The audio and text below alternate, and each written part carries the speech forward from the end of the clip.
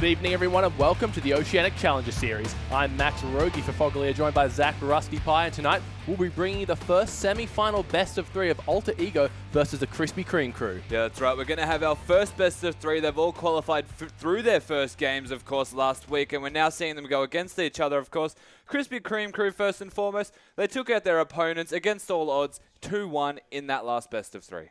Yeah, that's exactly right. And the other team, Alter Ego, took out Best Players Ocean in the exact same fashion, a 2-1. Yeah, exactly. So both teams clinching victories in the last game of their series to get themselves to this next bracket. Safe to say this game is going to be close. Yeah, I'm looking forward to see which team comes out strong in the early game, because we both saw teams kind of focusing around that mid and top lane priority. So it'll be interesting to see which team get the higher pick order. Yeah, most of the teams that you'll find in the Challenger Series are very strong when it comes to the early game pressure. They've all got very high levels of mechanical play. It's that macro that always leaves questions as to where they're going to go next. They've got a lot of focus around the very simple, basic objective style. So expect to see a lot of strong laning phases, and most importantly, try and see how they translate that to the rest of the game. Yeah, that's exactly right. We saw both teams focus primarily on that dragon, as you mentioned, the objective control, trying to get their carries in the right position to do what they do best for their teams. Yeah, that's right. And speaking of carries, we certainly know Krispy Kreme crew, they've got a few of them there, and they've already started the bans. Yeah, it looks like they watched last week's game, because Jace was just dominating every game we saw, so he's going to be the first ban, followed by Twisted Fate, another high priority target. Yeah, getting that one away from Psycho. We have seen Twisted Fate banned from him in the past, so not surprised to see that one again. But of course, the Jace and Ryze, we've seen a lot of work done from Jace. Ryze just a very strong champion. Yeah, look at that, Nidalee to follow. We saw once that poke composition last week gets that Nidalee jungle, it can just wreck face. Oh yeah, we saw that, especially with the Jace, but they are both banned away in this game right now.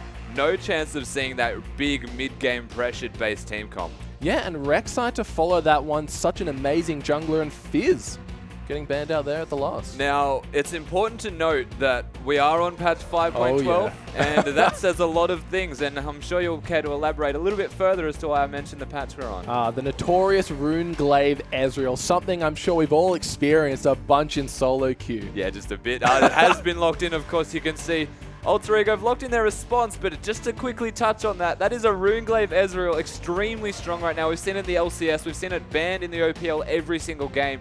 It is very scary. Yeah, look at that being locked in first, but going over to Kalista and Alistar, no strangers to being banned in their own right. I'm surprised they were able to get through this draft, because you saw a lot of focus bans, but Kalista and Alistar offer so much. Yeah, now Kalista and Alistar not being banned, because for the most part, all of the bans that we're seeing are very targeted. So there was a lot of champions still left available to be picked. So they do get a very strong bot lane here. Kalista and Alistar is exceptionally scary. Krispy Kreme crew might respond to this with a lane swap for all we know.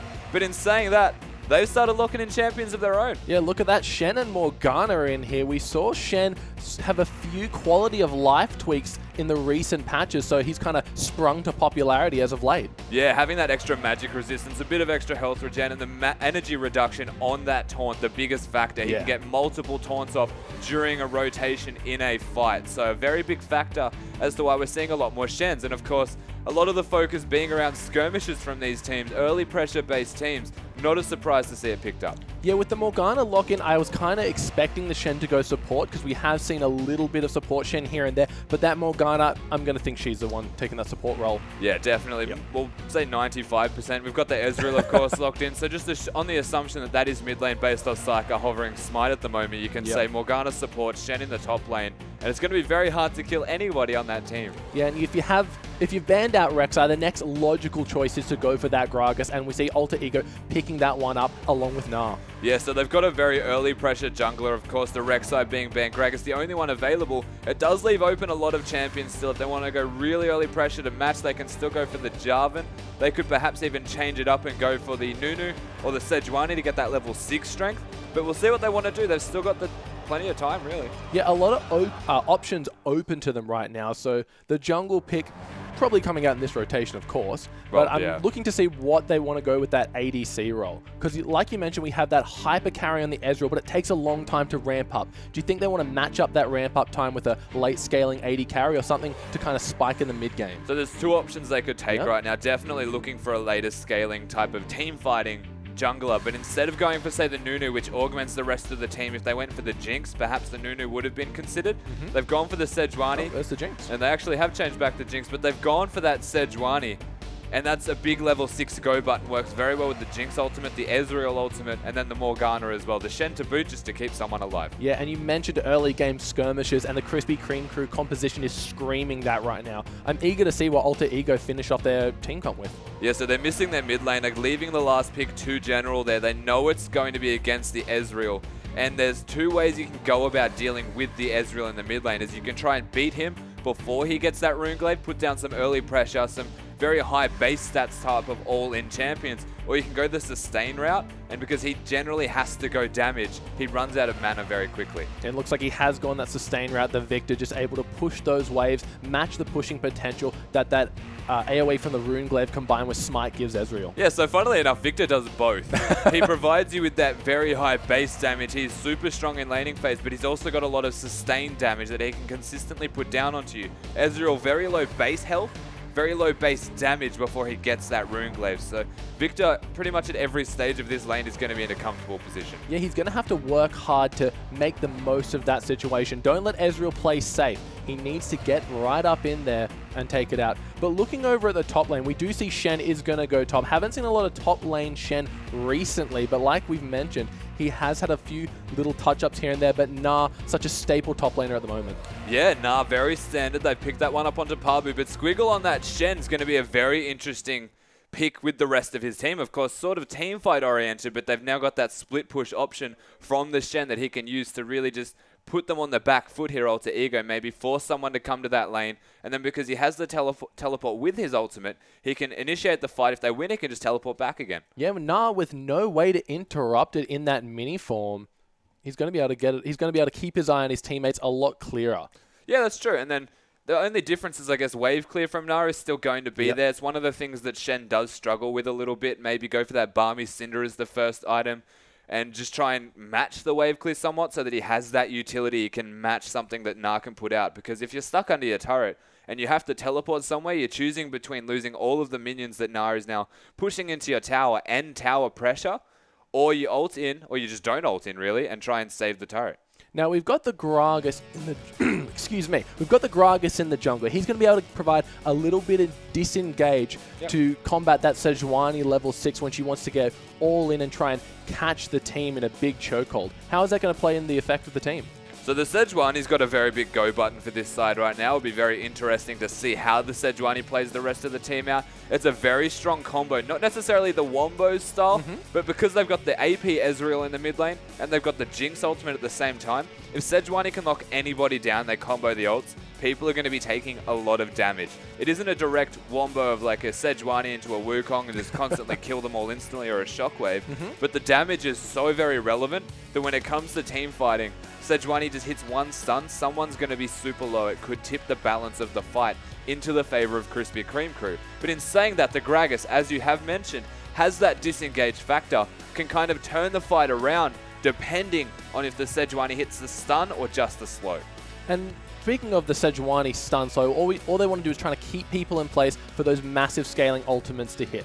But let's change our attention to the bot lane. Kalista and Alistar getting through the pick and ban. That's huge. It is a very big bot lane. In fact, I wouldn't be surprised if the Krispy Kreme crew commit to lane swapping to try and give a bit of extra help in laning phase, essentially, to the Jinx to get her through. Start pushing down some turrets, which is what Jinx does super well anyway. So it may just play to their strengths in that respect. But the Kalista, the Alistar, if they ever get going at all, there's no way to stop that snowball. It's going to be huge. I expect them to not try and find out the lane swap, but as you mentioned, Jinx, she's going to have to avoid that. But looking back at this mid lane, the Ezreal, what exactly does Runeglaive offer to Ezreal that has made him such a dominant form in this patch? So just first and foremost, he gets wave clear and he can max his Q. That gives him an extra piece of damage that he can use in laning phase. That's going to be great, but then you're up against the Victor who can just turn that around and match it, if not best it every single time. So you may have to change your attention and go for that W max first so that you can match the poke, but then you lose a bit of the wave clear. And you're also stuck with Smite. So there's a lot of downfalls in this particular lane for Ezreal, but what he does offer is once he hits that Runeglaive, once he gets the big item spike, he doesn't need to use his ultimate to wave clear. He's got the Q, and he can just sit mid, try and keep Victor there, and just throw out ultimates everywhere else. Now, we're very used to seeing this tier-first Ezreal kind of mid lane going to that AD, but from what I've seen, Runeglaive Ezreals tend to skip that tier and just go straight for the jungle item. Yeah, so there's a couple reasons for this. First and foremost, the Ezreal wants to hit a big item spike. You don't want to hit a trough. If you go for the tier first and you don't finish the jungle item, or if you finish the jungle item and then go for the tier, not only is the tier delayed, it's also not going to give you any relative damage to bolster the fact that you just got a Runeglaive. So you are relegated to just wave clearing for the next 10 to 15 minutes until you have another item.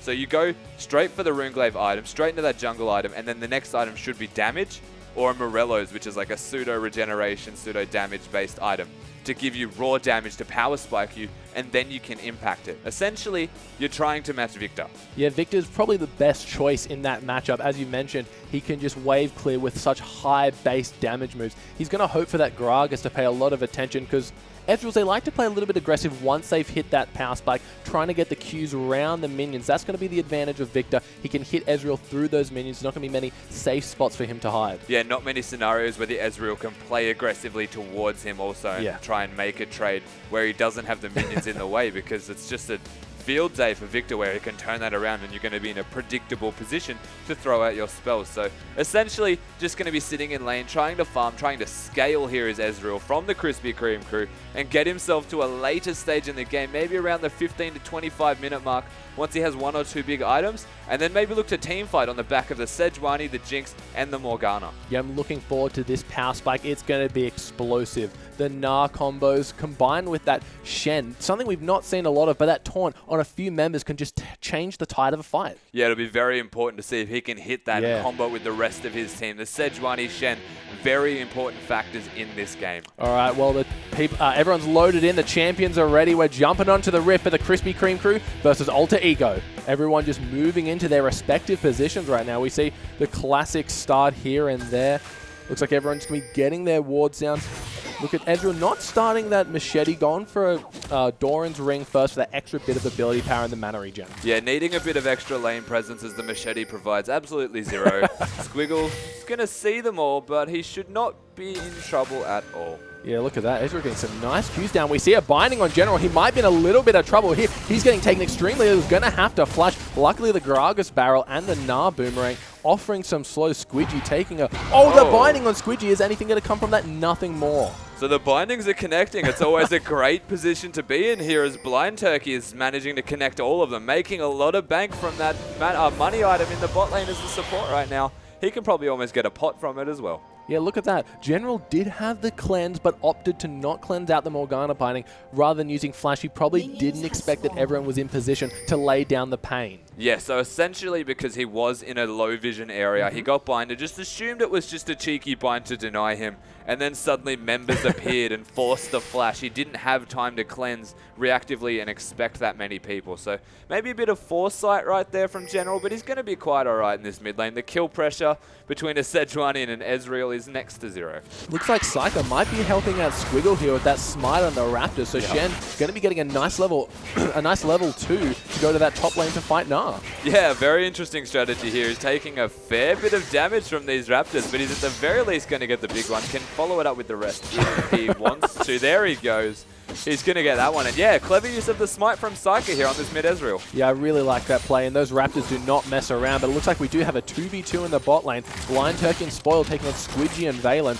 Look for the Kalista Alistar lane to try and bring the pain early on. Yeah, so the level 1 pressure from this lane of Alter Ego, not strong, but the level 2... Oh, look at that, just jumping straight onto Spoil. Luckily, Blind Turkey hit that binding, or a lot more damage would have been followed up. Yeah, it's a different type of Kalista lane where you're used to seeing, say, the Thresh Kalista with the auto attack pressure that they can put down. This Kalista Alistar lane is much more about being in the face of the Krispy Kreme crew, putting down some damage while directly in front of them, hitting the damage combos, and then backing it up with that passive auto.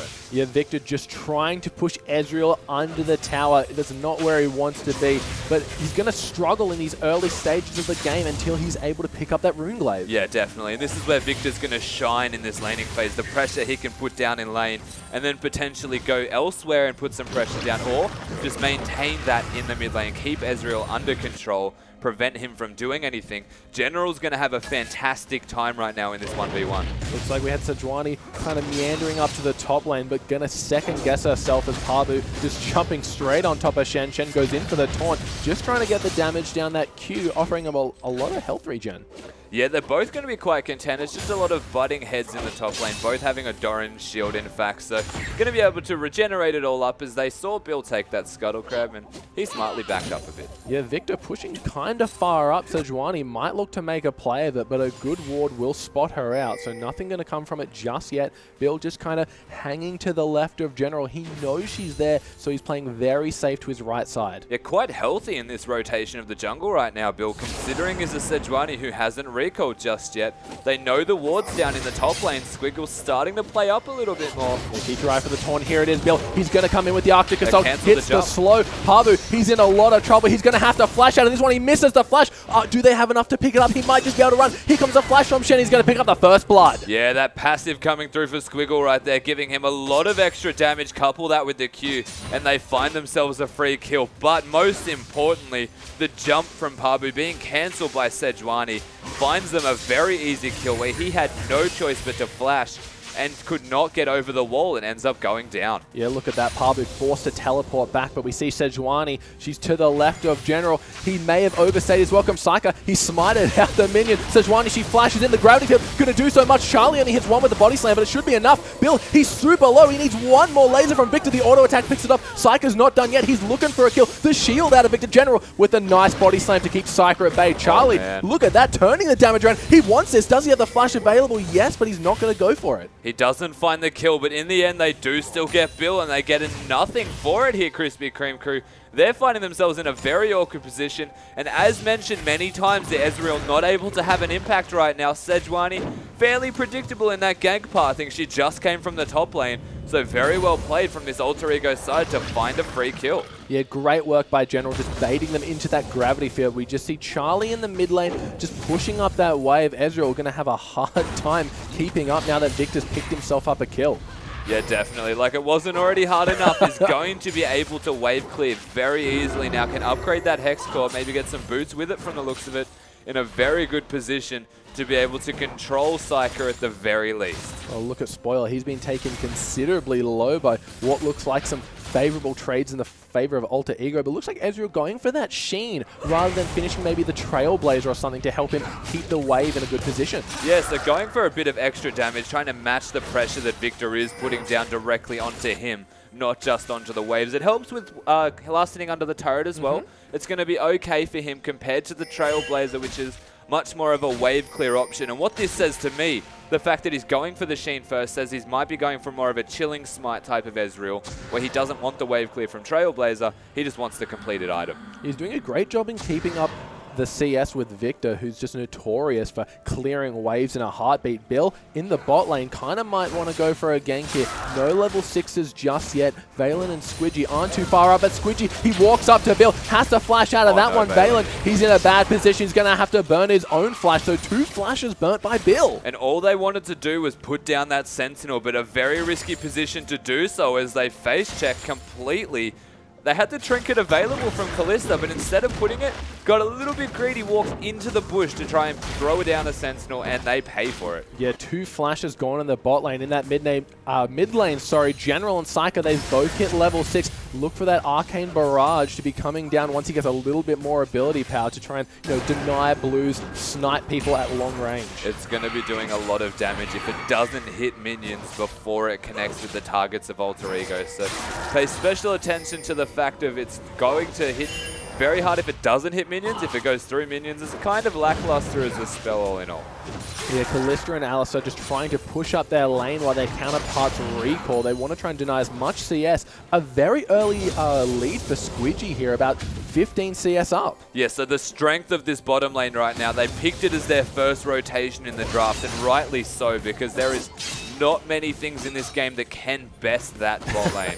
Yeah, look at Squiggle. Like you mentioned, he did pick up that Balmy Cinder. He needs it if he wants to stay even relevant in the split push game. General trying to do, becomes Blind Turkey. Kind of waiting off in the wings here. Might want to go for a binding. Yeah, he's got the ward there to spot him. He could have probably just thrown out a binding for good measure, but didn't want to reveal his own position as they do pick up the blue. Yeah, that just means next time that Victor's walking through there, he's not going to just straight up assume there's a ward there. So he's going to pick up a nice blue for himself. Psyker going to be going over to get his own very soon, but in the meantime, Victor's going to have the lane advantage. Yeah, Victor just going to be quite comfortable in this lane. It's a very content farm lane at this stage from both members. Victor the one with the control, but not able to actually...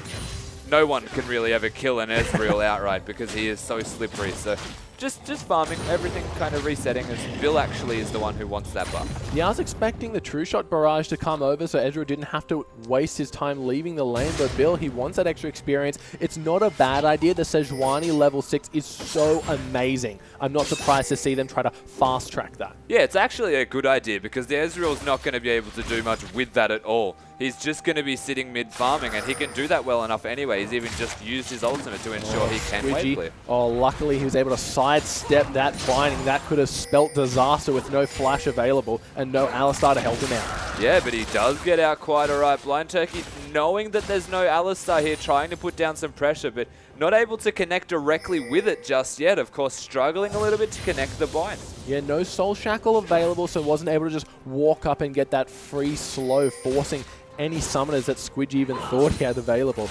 Looks like Spoil and Turkey now hitting that level 6. Valen has moved back, but Bill, the big threat of the KKC right now. Here comes Shen. Squidgy, he goes down without a fight. Valen's in a lot of trouble now. Bill, will he go for the ultimate on Valen to try and secure that kill? The zap comes out. Valen, he's so low. The Arctic Assault is going to hit Squidgy, taking up the turret. Squiggle, sorry, and they're going to pick that one up for Jinx. Yes, Spoil using the ultimate to secure that last kill right there, ensuring it does go to himself. He's now 1-0-1, and another smart rotation working around that Shen. Of course, as mentioned, has that Balmy Cinder, can wave clear now, and that's a lot of damage too. Yeah, Blind Turkey narrowly missing the binding. Victor would have definitely had to have burned that cleanse. Yeah, look at that. Securing themselves a nice dragon and an early gold lead. KKC are playing this very well. Yeah, Blind Turkey the one controlling the vision around the mid lane, allowing Psyker to connect with ultimates just like that. Victor not known for his higher base health, that's for sure. Very similar to Ezreal, in fact, in that regard. So if he does connect an ultimate here, Psyker, he's going to have a good time. So Pabu mustn't have had his Mega Gnar available, or he could have teleported down to try and be a bit of damage control, but we saw the Shen ultimate providing that global support, not opting to teleport back up to that tower. A lot of damage going down. Yeah, a bit of oversight right there to not teleport to the turret. He probably could have saved that with his teleport, but he's going to go there. He's just going to last hit some minions and maybe try and keep it frozen, but he does have the Balmy Cinder, which is now a Sunfire. So it's very hard to keep the lane frozen with the Sunfire. Yeah, look at Gnar getting that early Hex Drinker, so a bit afraid of the magic damage that we're coming out from that Ezreal, and Shen primarily magic damage based. I like that he actually kept the teleport now you mention it. Okay. It's just because Pabu still has his available, he didn't use it. He lost the tower for the trouble, so potentially could have saved that, but it also creates a window where Shen's ultimate and teleport are down, and they could have made something happen here, Alter Ego. Instead, they don't. Whoa! Oh no, Bill just flashing and missing the ultimate. Squidgy, he still might pay for this one as Blind Turkey hits the ultimate, and look at that, he just gets dropped despite everything going a little bit wide. Yeah, the ultimate's still slowing, gives enough CC for Blind Turkey to walk in on that Morgana and put down the ultimate. Doing a lot of work for his team right now, Blind Turkey, enabling a lot to happen. And he is starting to become the catalyst, him and Bill, to give Spoil all of the kills that he requires and snowball this bot lane. Yeah, they know Spoil needs to get an edge here. We saw the advantage, the CS advantage coming out for Squidgy early on. They knew that if they just left this lane to its own, it would just be an uphill battle. Yeah, it would definitely be a bit of a struggle between the direct 2v2. So smartly putting some pressure there. There's not really anywhere else to put direct pressure. There's no way to kill the Gnar now. He started to get some resistances, especially because he has the Hex Drinker. He would hit Mega Gnar before they even try to kill him, and he would just scoop them out. You have a look at mid lane, it's an Ezreal, so there's no kill pressure ever. So the right answer is always going to be that bottom lane, and smartly has gone there, shown up a couple times and found some kills. Yeah, the ganks have been successful. Looks like they've changed their attention to this mid lane, bringing up Spoil. He might want to get some damage, but they have answered by sending Charlie in general. The binding hits. Do they have enough to finish off? The Chompers are going to be there, but a nice cast from Charlie going to be blowing them away. General had to flash out of that one. Yeah, Psyker not having his ultimate till right now, but it does connect with some of the targets. Not enough to take anyone down, and unfortunately losing a lot of kill pressure on the back of that binding. The cleanse still available to be used though, so felt quite safe. Didn't really feel the need to use it anytime soon when a binding connects. Runeglaive completed though for the Ezreal. Yeah, Blind Turkey doing wonders, and you mentioned the Runeglaive, so Ezreal, he's kind of hit that early item power spike we were mentioning earlier. Just look at that, every time he hits a Q, does a nice little AoE burst to keep the wave at bay. Yeah, consider it similar to the Frost Fist, the fact that it does that small AoE cone of extra damage to everything around it. So going to help a lot with wave clear, and of course you're not really being cost efficient by getting the other item there on Ezreal. So this is a very good pickup for him right now. Starting to scale in damage very hard. With the next item buy he gets, you start to see a big kill threat in every lane. Yeah, I think we overlooked the fact, but as I say that, Valen, he is going to have to pop his ult. The Fate's Call going to keep him alive. Will the binding hit on the back of Squidgy? No, not just yet. But I feel like we overlooked that the Runeglaive converts the damage into magic damage, which is why AP Ezreal is doing so much work in this current meta. Yeah, it provides him with another spell to do damage. And again, the ultimate being used in that bot lane, they're not going to find anything, but a lot of summoners down. KKC have found themselves a window to make something happen. The Dragon's not going to be too far away, I would imagine, based off the wards they're putting down. There we go. As it does actually come up. So we'll see them most likely go for that one very soon. They've started to get control around it, and they want it. Yeah, great wards in the river right now. Look at that General not taking too much damage just yet. The Q from his shield going to keep him alive a little bit longer, but everyone trying to get a piece of him, doing his work to dodge those skill shots. Yeah, he's actually got a Negatron Cloak picked up already, so not going to be taking too much damage from this Ezreal, as we'll see an Abyssal Scepter come out of him sooner rather than later. Looks like Pabu taking a lot of damage from that taunt, reducing any further damage back onto the Shen, so doing what he can to keep control of the Gnar. It looks like everyone just kind of poising around this mid lane. We did mention the Dragon up in a minute 20. Vision control is in favor of Krispy Kreme crew. Alter Ego going to have to work to get that back. Yeah, they've got some time though to do so, of course. A minute until Dragon. It's about 30 seconds to get there from the base. So we'll see if Pabu wants to use that teleport and get down towards the Dragon, or if he wants to recall, just get down there and save his teleport for the split push top lane. Shen always having that advantage with both spells up. Yeah, both junglers opting for the Sight Stone here to give their team that extra bit of vision they need. Both benefit from having a large health pool, so it's not too bad for them to go for that. Yeah, itemization in favor of both of them, of course, getting extra health, getting the bonus health from the Cinderhulk, so quite comfortable with their item builds. A lot of vision, most importantly, going to be coming from those item buys, and a lot of these teams work very highly around that extra vision, so a very comfortable spot to be in here, both teams. Is we can see Krispy Kreme crew's vision are mostly around the Baron area, not too much at the Dragon. Yeah, not sure why they've opted to get their vision up around there. We see Squiggle just doing work in this top lane. That Sunfire Cape paying dividends, allowing him to just burn down the minions and kind of outpush this Gnar. Yeah, and Pabu going much more of a damage-oriented build, getting some lane control with what is going to be a frozen mallet. But until he has that item, his pressure's just not there. The taunt reducing his damage by a substantial amount, to the point where he can't actually fight unless he's Mega Gnar, and even then. Oh, looks like Charlie just belly flopping into Blind Turkey, getting that black shield out of the way, followed by the bunny. But look at Psyker eating in aggressively to get a nice bit of poke down onto Charlie. Yeah, one of the interesting things about the AP Ezreal is how dangerous it is and how you play with fire every single time you use that Arcane Shift to get closer to the enemies. And it's not exactly a high cooldown spell, but it's reliant on the Q connecting afterwards to reduce that by a fair amount. So a very risky decision to use it aggressively, especially against the Gragas. It looks like KKC are trying to pull Alter Ego's forces thin, pressuring that mid lane while getting the vision control down on the Dragon. Yeah, looking for vision control, actually finding Charlie, he's in a bad spot here. He's been binded up. The Ezreal trying to do the work. The Super Mega Death Rocket connects. Victor getting a nice laser across, but they're all on the Chompers. The Shen taunt comes through. Valen, he is in his ultimate. He's trying to do what he can. The Gnar into the wall, hitting 3 members, jumping on top of them. Kalista, she picks herself up a kill. In the meantime, the Chaos Storm doing work. Pabu's getting taken very low. Jinx gets excited. She's got her eyes set on General, but Squiggle, he's trying to do what he can on that Shen, but Squidgy, he's doing so much. He needs a few more auto attacks. There is General. He's jumping in. Will the rent be enough? Can Squidgy get the double kill for Squidgy?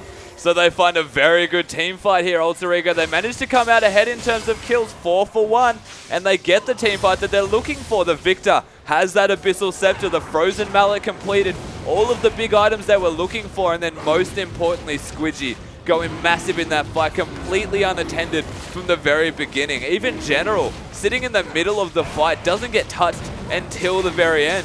And the damage that they are putting out from the Krispy Kreme crew is just not comparable right now. The Ezreal hasn't scaled up hard enough just yet. The Taunt's missing, the Ezreal ultimate missing, just not giving them what they needed. Yeah, it looked so bad when we saw Charlie getting caught out of position, but Pabu brought it back with a great Gnar into the wall. But now we see Spoil in the mid lane trying to answer with the mid tower, but it is not in danger.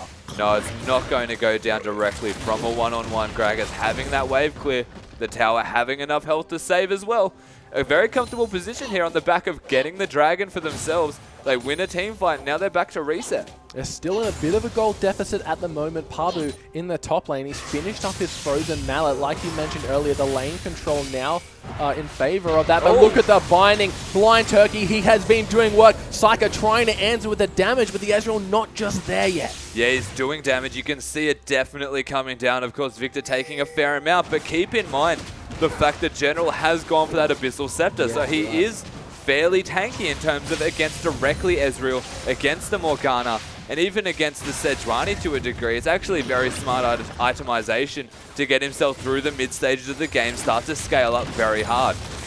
Yeah, luckily he has been getting these blue buffs, so he doesn't need to rely on opting for mana regen in his build path. But look at the damage trying to come down on this mid tower, but great wave control.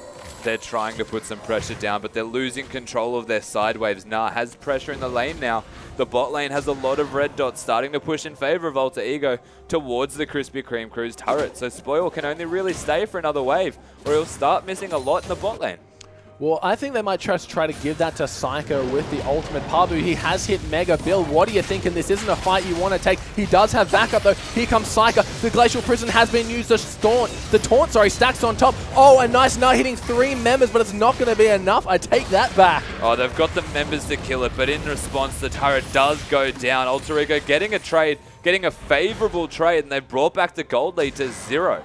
Yeah, look at that. Pabu just getting caught out of position, trying to get these wards down, taking a nice tower in the mid lane, but KKC are going to answer with their own. Most likely looking to pressure that one in. We'll see if Alter Ego want to go again, or if they'll just continue to be content with making that trade as we are seeing them push bottom. Yeah, they're trying to trade these towers, but KKC have the Jinx. The Ezreal also using his W to speed up that attack speed. Valen doing what he can. He's going to have to pop his ultimate just to survive. Victor isn't there yet, and a beautiful black shield to avoid Spoil getting knocked away from the Gragas ultimate. Yeah, fantastic spell shield from Blind Turkey to ensure they get the turret. They get out with their lives. The rest of Alter Ego looking, but not finding. As they did try to engage, they had the right idea. The numbers were now there to follow it up, but they could not make something happen from that. The fact that they did get 2 turrets for 2 though, all in all, nothing really coming from that. But then you have a look at the mid lane, the fact that all of these turrets are down now from Alter Ego, it unlocks the map for the Krispy Kreme crew to go wherever they would like and start really taking a hold of this map control. Yeah, Ezreal's just going to be firing those ults up off cooldown now. Look at that, taking out a 1 minion actually. So yeah, did he fire that top? Yeah, he fired at top. The excess damage from that Luden's Echo just bouncing here and there. So he's going to have a lot of AoE now in combination with that Runeglaive off the Q and then the Luden proc. Yeah, missing a little bit of like Sork Shoe kind of magic penetration.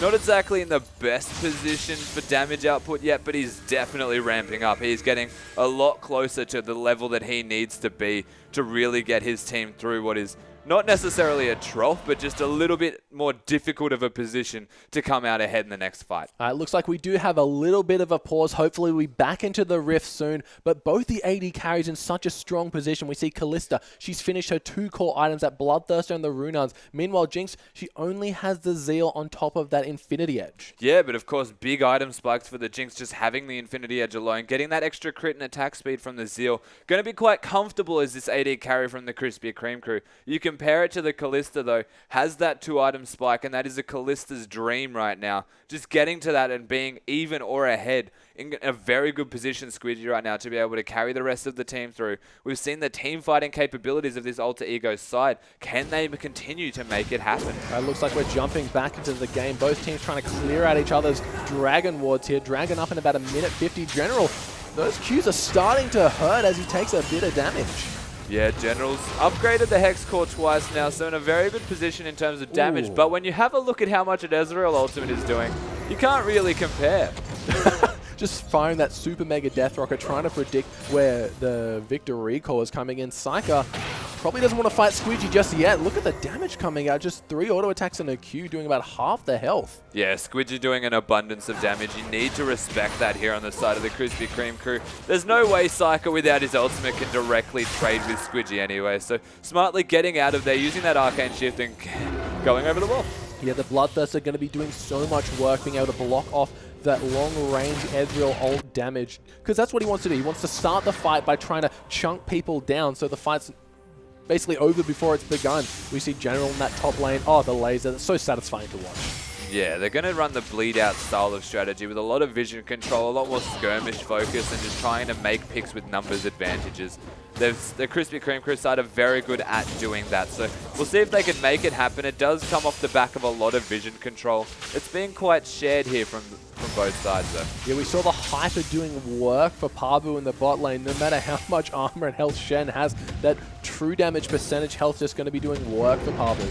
Yeah, he's actually quite happy, of course, having the Frozen Mallet and a Hex Drinker. The pseudo-offensive with a lot of defensive stats on those items puts him in a very comfortable position.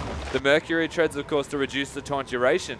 There's no real conceivable way where Squiggle is able to directly 1v1 Pabu now. Yeah, 10 seconds on the Dragon. But 2 of them might. Oh, look at Pabu. He's in a bad spot. He's going to have to save his jump for the right opportunity. There he goes. He's going to dodge the Arctic Assault from Bill. Bill doesn't want to use the ultimate here. He wants to save it. He's just trying to get the slow down. They're going to let Pabu walk out of that one. Yeah, Pabu smartly using the jump just in time, avoiding the Sejuani cancel of that spell. Gets out with his life and, in fact, wins the trade against the Sejuani, who has to rethink.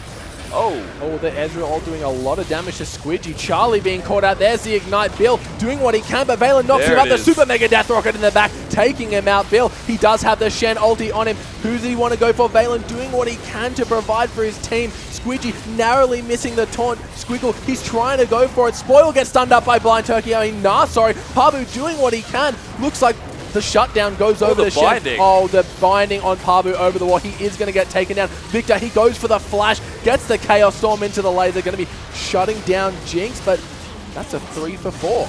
Yes. 2 for 4, sorry. Shen going massive in that fight right there, hitting the taunts onto all of the important targets. And Alter Ego, they tried to make the turnaround, but again, they find the pick. Blind Turkey connecting with the binding. They can follow it up with the damage so avidly. The fact that Jinx gets a kill before the fight even begins, basically, gets excited, gets into the perfect positioning, does not need to use summoner spells until later into the fight. And then they follow it up with that raw damage output, and it's just through the roof right now. Trying to farm the minions off respawn there. Not too bad. We saw the waves weren't in control of the Krispy Kreme crew at the time, so they weren't able to get anything other than the Dragon off that one fight. But Charlie, he's been caught out these last few fights. The first time it worked in the favor of Alter Ego. This time, not so much. Yeah, getting binded multiple times, in fact, being caught out in very awkward positions here. The rest of his side consolidating the fact that he has been getting caught. But he's a super tanky member, so if the rest of the side is nearby, he's got the explosive cast to turn it back around. It's just that positioning-wise, Krispy Kreme crew have found themselves in very good positions, whereas Alter Ego have just found themselves caught in translation. Yeah, they really need to keep their priority on keeping Squiggle alive. Looks like this top tower is under siege as Spoil and Blind Turkey going to be taking that down without a second guess. Blind Turkey, you have to commend him. His bindings have been phenomenal this game. The mid lane General and Squidgy doing what they can to push it up. Yeah, the bindings have been very on point this game. They've been hitting all of the targets, especially when required. The rest of the side able to capitalize on that perfectly as we're seeing the makings of some next third items here from the Krispy Kreme crew side. You know, diving a Shen, is that really what you want to do, or is the tower their focus? Look at that, Victor. That's the tower. Victor not even being able to get through that tower protective shield. They're doing Baron. Oh, look at that. Pabu, luckily he has the teleport. They do have the vision, not the vision, but the understanding that they're going for it. Psyker, he's trying to keep him at bay. We see the Lock of the Iron Solari pop the extra resistance. They want to trade this inhibitor for the tower. It's going super low. They're going to get the Baron, but can they get the inhibitor as well? Here comes the Ezreal ult, not hitting everyone, so it's going to be the inhibitor trade for the Baron. Yeah, and there is no way that the Baron is worth a free inhibitor here. Alter Ego getting the better end of this trade for now. We'll see if Krispy Kreme Crew can actually turn that trade around and make it favorable. They need a lot of gold to come from this. They've got themselves a 3k gold lead, but they've lost a lot of pressure due to that bottom lane. At the very least, they have the Shen to make it somewhat okay with the fact that he can split push, and the rest of this Krispy Kreme Crew side are the ones who can put the pressure down and start to make Alter Ego pay for the fact that they actually did a smart rotation. Yeah, looks like Pabu died in the back end of that fight. Probably tried to go for the hero play, maybe stop the recalls to, you know, secure that turret. Look at these minions. The Baron-empowered minions. A Gragas barrel barely even tickling them. They're going to do what they can to try and get this tower down. See General off to the left. Yeah, they're looking to put a lot of pressure. Whenever the black shield is there from Morgana, it's going to be a lot easier for them, especially for Jinxes. Whoa. Oh, Squidgy gets caught by the Glacial Prison. Luckily, he did get it cleansed out because he does have an early QSS here. Yeah, smart itemization. Oh no, Pabu, you're in trouble. Mega, it's not even close to being done. Another binding on Charlie, but Valen is in the fight. Look at that Sand United. The shield is huge. Valen's going to fall any second now. General, no way to get into the fight. Look at the damage. He is able to pick up Jinx. Charlie, he wants to return this around. Nara into the tower. A lot of damage going down onto Bill. Look at that. The laser doing so much work. Squiggle, he's in a lot of trouble. The black shield, the only thing keeping him alive. Look at Squidgy. He's trying to come up. Oh, and Victor with a nice Q auto to finish him off. Turning that fight around instantly. They get the engage. They have the numbers advantage. And again, Squiggle twice in a row has found himself using his ultimate on tanks. And then Spoil instantly dies. He even had his heal available, was not expecting to take that much damage. The death cap has been finished by Victor for quite some time though. Come into that fight, and you see the Baron not actually able to have an impact because they win a team fight directly on the back of getting an inhibitor, and now the game pressure has completely shifted. Yeah, getting themselves a bunch of kills in the tower, and basically, the most important, denying that Baron buff advantage. We saw that Chaos Storm, the lingering damage coming out was just too much for them to handle. The Dragon not up for another minute 40. That's going to give them plenty of time to go back and spend this gold advantage. Yeah, I mean, Krispy Kreme Crew, they've still got Baron and Morgana, but it's going to be very difficult for them to make something from that.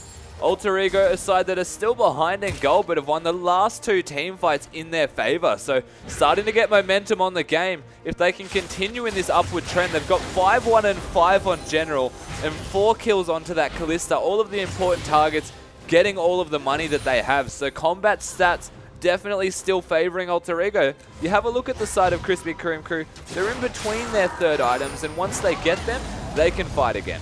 Alright, so right now it's 2 dragons to 1 in favor of the Krispy Kreme Crew. They're looking to go for that third one. Ezreal just doing what he can to farm up in that top lane. A massive wave here. Every Q just taking cooldown off his ultimate, so that should be available for the next fight. Yeah, he's going to get most of the farm there, and it's a lot of money that is required to go onto him compared to his lane opponent, who almost has a Lich Bane completed as well, was instantly destroying people before he even had the makings of the Sheen. So that's going to be very scary. But in saying that, you can see the Void Staff now finished here from Psyker. Ezreal going to be doing a lot of damage against all of the respective targets who had magic resistance. The Abyssal Scepter on Victor, the Hex Drinker on the Gnar. They're not going to be able to deal with this Ezreal anymore. Yeah, with 15 seconds on the Dragon, looks like KKC are just positioning their wards. Pink Ward in favor of Alter Ego here, but the Crab in favor of KKC. Oh, looks like the Righteous Glory has been popped by Valen. He wants to go in here, but the nice Chompers closing off the choke. Nothing more going to come from it just yet. No, they don't have all 5 members here, and this is the scary part essentially about having a Shen. He has to go in immediately to start a fight. Yeah, looks like Valen just trying to do what he can to zone out the opposing members, trying to eat that Glacial Prison up front. Pabu getting taken very low before the Mega has popped. But look at Squidgy. Look at all the stacks of rend he has on that Dragon. Now. Oh, Pabu, the Mega is almost hit. Sand United is still available. He used Teleport to get to this lane.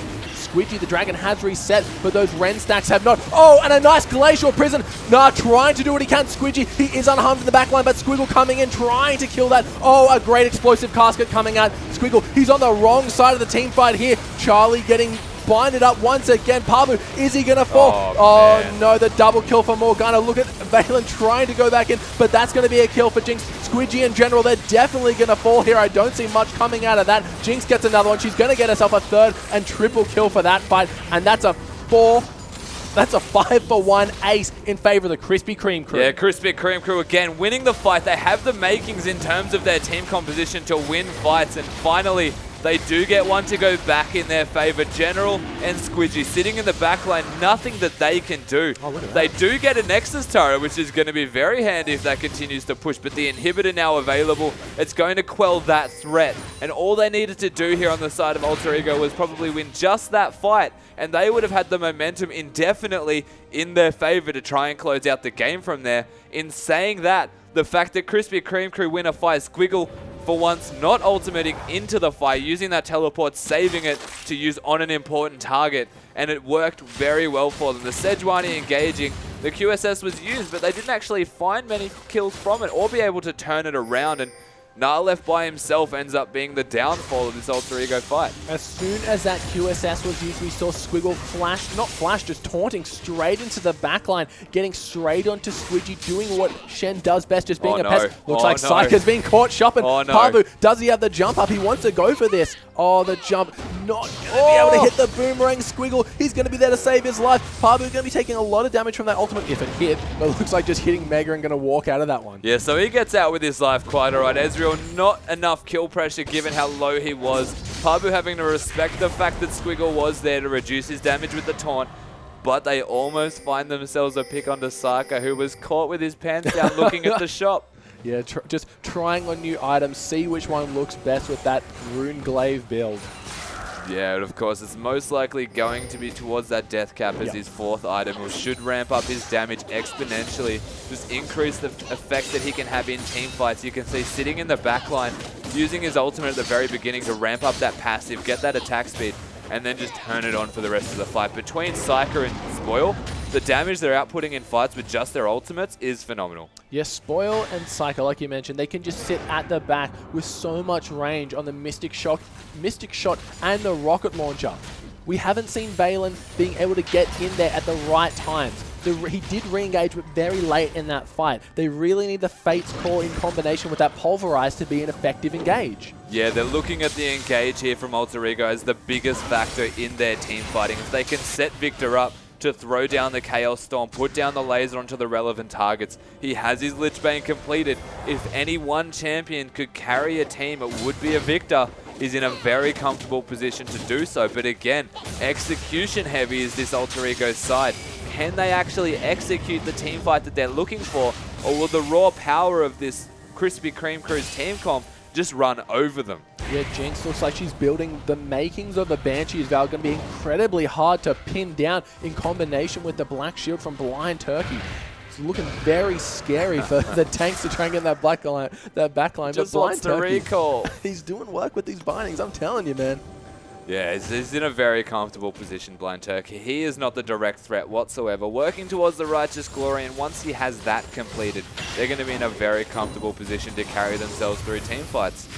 Oh, look at that. Look at that. Bit of damage. That was through the Bloodthirster shield as well, so it's starting to leave a mark. Not on Squidgy though, a couple of auto attacks. More of a damage assessment right there. The ultimate was like, I wonder how much I do if I hit targets, and he found out the answer was a lot.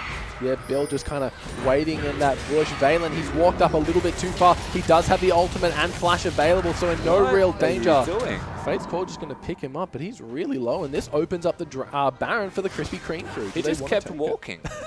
Like, he saw them and then just kept walking. Lucky he had the Kalista there to help him in that scenario. He was looking at a lot of damage to the face. Oh, Bill, he has Arctic Assault over the wall. Looks like Bill, Spoil, and Psyker going to be trying to three-man this while Blind Turkey runs interference. Shen, he's backed off in the lane. He doesn't want to get interrupted by Pabu. It's down to 3k health. It's going to be up to Charlie to steal it, but not even attempting it as it gets... That's the second Baron of the game picked up for the Krispy Kreme crew. Yeah, they get the Baron. They're going to be able to use this. Of course, they're not losing an inhibitor for it this time. The momentum well and truly in their favor as we're looking at about a 7,000 gold lead in their favor in the driver's seat right now to try and get something. And once they break the base, it'll be a lot easier for them to try and close out a game, but they're still yet to do so. That was just the cue onto Squidgy. Psyker He's starting to ramp up, hit these massive power spikes. Look at that, onto Charlie as well. But Nara in the backline, it looks like they've gone for Psyker. Is he able to escape this one? He might be able to. Here comes Valen doing what he can to keep him alive. Charlie goes down in the meantime. Pabu, he doesn't have the Mega. He's getting dropped general. He gets hit by the binding. He's going to fall. There comes the Super Mega Death Rocket, not doing too much. Oh, the flash from Bill. He has the Stand United on him. Squidgy, he's going to fall, and that's 4 for 1. Yeah, they managed to come out ahead with a massive team fight right there, the Krispy Kreme crew. A lot of effort went down to making sure that Psyker died, but it took so long to do so that they should be able to just close out the game because Squiggle zoned them for about 10 seconds, whereas the tanks of Alter Ego were just not able to kill a single member for too long. Yeah, look at that. Going to be finishing off the game. Krispy Kreme crew taking out the first map in this best of 3. Yeah, they've managed to cement themselves the driver's position coming into this second game to get themselves towards the finals of this series.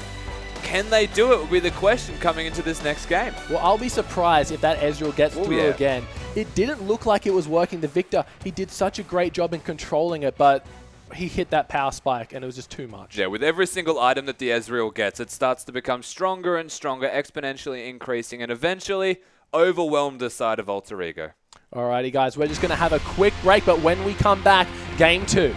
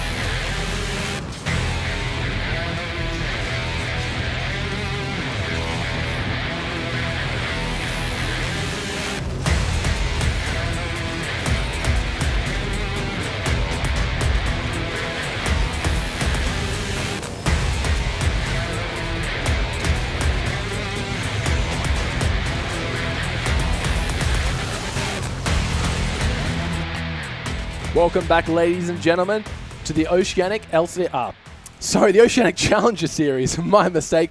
And if you're just joining us, you missed out on why everyone is complaining about Runeglaive Ezreal. Pretty much. Runeglaive Ezreal going big in that game, but you have to give a lot of credit to the rest of this Krispy Kreme crew side coming out with their first victory in this best-of-3 series. Not exclusively the Ezreal, there was the Jinx and Shen that went massive also. Yeah, not to mention as well, Blind Turkey hitting every crucial blinding. Every time we saw Charlie try to re-engage, he was met with a binding in the face. Yeah. Didn't have himself Mercury treads that game, so he was feeling the full duration. Yeah, definitely. We saw it in that last replay of the pseudo-poke-based teamfight-oriented team comp that they were running, and they played it very well given that the rest of the Alter Ego side's purpose was to run at you and try and make it a very difficult team fight where you're stuck on the back foot. Instead, they had the Shen engaging, the team fights were turning in their favor, they were able to put down all of that damage, and it was always on the back of those Morgana bindings connecting. Yeah, Alter Ego did what they can to try and kill that Ezreal. We saw wasting every single resource they had getting him,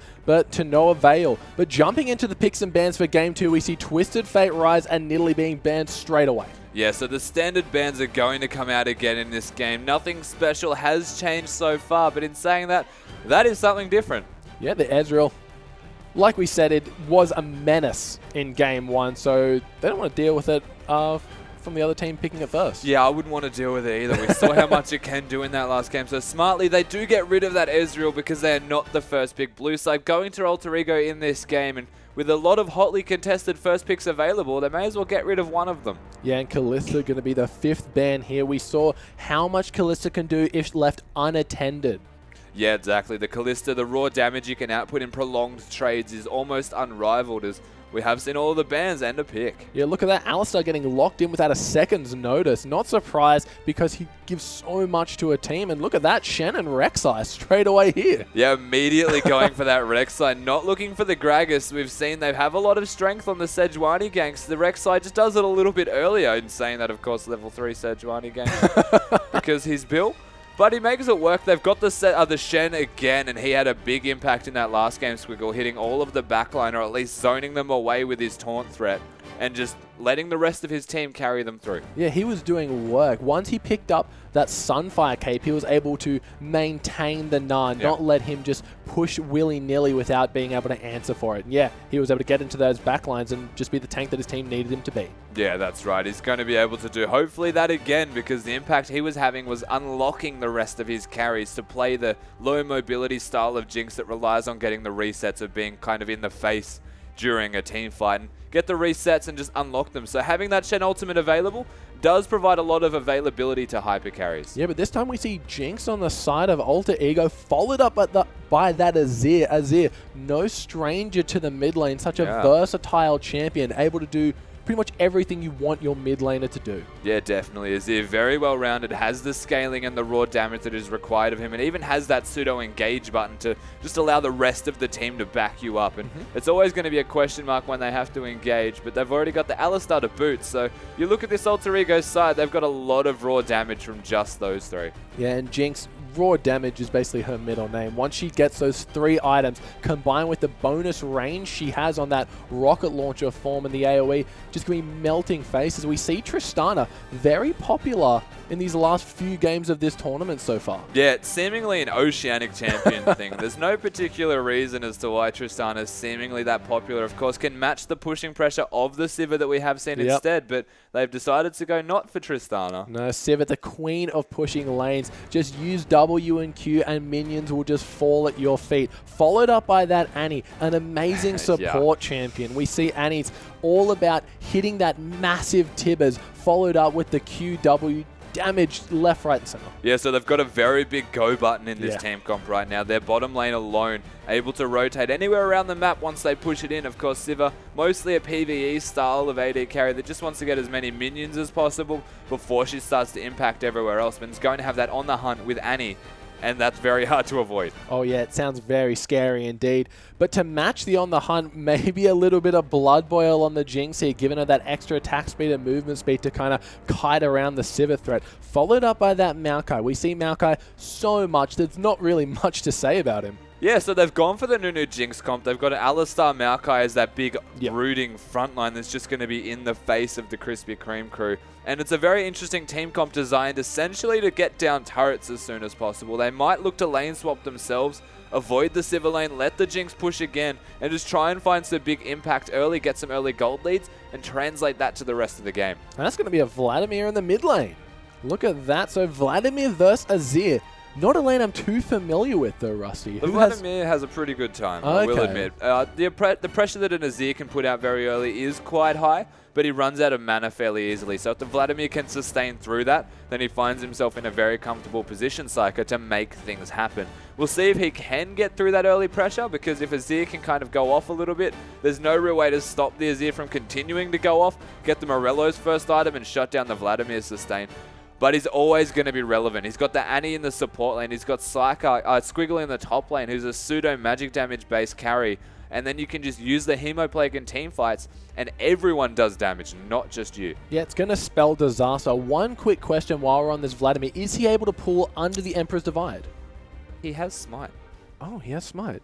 I wonder if he'll change that going into the seconds. Might be a little bit of a mistake, just a leftover summon a spell from last game. He can pull. I don't think he can pull under the Emperor's Divide, actually. It's a very difficult. It still just doesn't knock him back, but just provides that wall that he needs. Yeah, and just to clarify, it's not Smite, it is Ghost. He changed it with about a second left. Oh, so lucky. We're not going to see a Smite Runeglaive Vladimir, which would have been very questionable to say the least. But the Vladimir Azir matchup is a very volatile matchup in terms of direct kill pressure. Not 1v1, but 2v2. Okay. You have to look to the junglers to see what they can make happen. Azir Nunu is very scary. You can forego essentially getting that stinger, getting that extra cooldown reduction because you've got a Blood Boil. You can go raw damage, or you can put the Blood Boils onto the Jinx as well. It's very much a triple threat comp, but it's based around 2 people with just a Blood Boil. Yeah, we're going to have to look to see who Nunu focuses that move on, because like you said, the damage coming out from those Sand Soldiers scales so well with attack speed. Yeah, definitely. Of course, the Sand Soldiers Jinx auto attacks. If there's one thing that this side can do, it's a sort of like a prolonged team fight with a lot of sieging potential. If you ever lose a team fight here from the Krispy Kreme crew, if they ever go down too many members, turrets are going to just drop everywhere. Yeah. That's the strength of this side that Alter Ego have put together, is the fact that turrets are just non-factors to their damage. So last game we saw the Gnar versus Shen. Now we've got a more of a traditional tank matchup, the Maokai versus Shen. Not too much going to be happening between these two, but Shen might not have that easy Raptor access without a Smite mid laner. So do you think they might try to do a little bit of a lane swap, have Shen just kind of mirror the jungler? Maybe, yeah. We'll see what they actually want to do. If they do opt towards that lane swap, it is a possibility based off the team comp that they have. And most likely we'll see a lot of early towers, dragon controls, things like that start to erupt on the map. It's kind of Jinx's forte in saying that Sivir does it well, but you have a look at the direct 1v1 in the top lane. It's going to be the biggest wet noodle competition to ever exist. They're not going to do damage to each other. It's just going to be a lot harder for the Shen to really run away with the lane. He's not going to be able to bully out a mini-Gnar, as we did see in the last game, and get that early pressure until a big item is completed. Instead, we're going to be looking a lot more towards the Maokai, and the fact that he has a lot of early pressure, a lot of early sustain as well, they're fairly matched. Yeah, well, Maokai does have the ability to interrupt that Stand United now, something that only Gnar could do whilst in that Mega form. So a little bit of an easier time just keeping a track on Shen. But if we look over to that bot lane, we've got Alistar and Annie. Annie was a very popular support earlier this season when that Spell Thief's Edge really reigned supreme, but now we see the tank supports coming out, a little bit of Nautilus, a little bit of Alistar here. Annie's still quite top tier in terms of support capabilities, but it's never comparable to that of an Alistar. Yeah. And the way that the Alistar works is it unlocks the rest of your team and the capabilities for just the drafting phase even to forego having another tanky member. You can get those carry top laners that a lot of top laners do love to play because you've got that extra tank that you can rely on with just the Alistar ultimate alone. So it's a very strong draft. It's very hard to take out an Alistar. It's very hard to beat an Alistar lane. All of these factors are very good for why the 2v2 might still be strong from Alter Ego. But again, I'm going to be quite surprised if they don't lane swap. Yeah, like we've mentioned, the Blood Boil onto that Jinx is going to be so good at pushing down those towers once Nunu finishes a rotation of his jungle. Just go for maybe that 4v0. Yeah, if they go for the 4v0 strategy, it is Jinx's domain. The 2 towers would go down way too quickly. I'll be surprised if it continues past the first turret. It could go the very old school 4v0 strategies that we have seen. But it's entirely possible. We won't write it off just yet. They are old school players as well. That is true. And like we said, they do have the Blood Boil. So stacking on top of that minigun passive is going to be huge. Sivir, a great pusher in her own right. But like you said, Alsa, he unlocks so much of the map. Does Annie do the same? Well, Annie definitely does the same, and that's one of the coolest factors of if they do actually lane swap, is that Alistar and Annie both unlocked.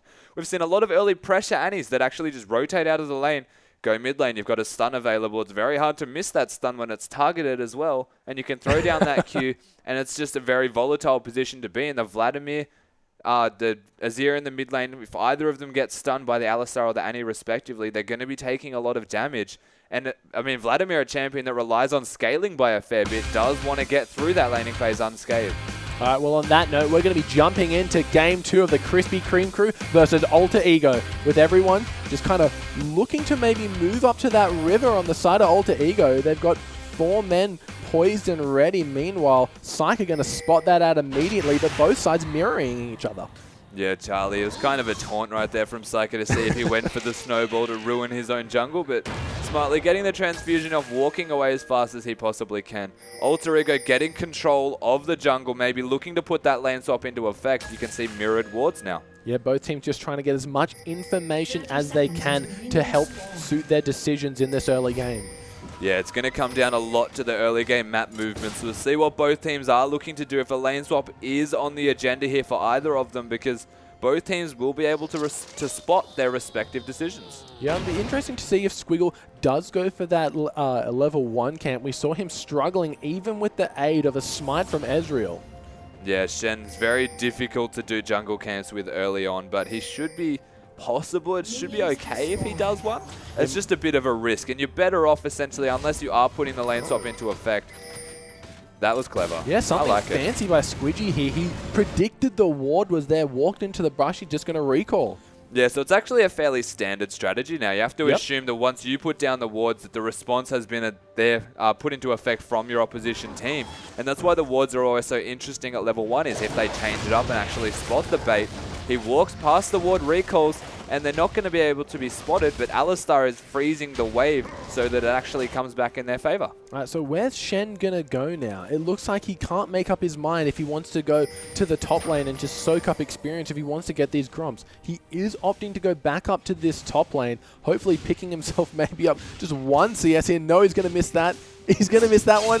Oh, he missed that one too. Can he get the... No, he misses all 6. Unfortunate for him. Yeah, so one of the better strategies, of course, just being put into effect by Valen, and it is super smart because now with a wave can sit here, and you've already got 2 waves pushing into your 1, so it is completely at your will. You've got Pabu nearby, who has done his own camp, so is a level ahead of Squiggle.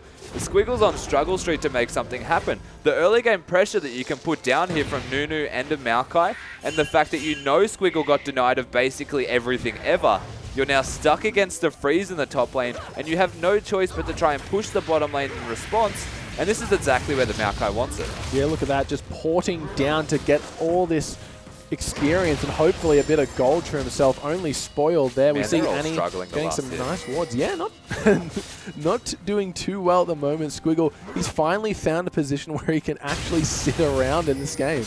Yeah, so he's got himself level 2. He's just going to piggyback off of Bill.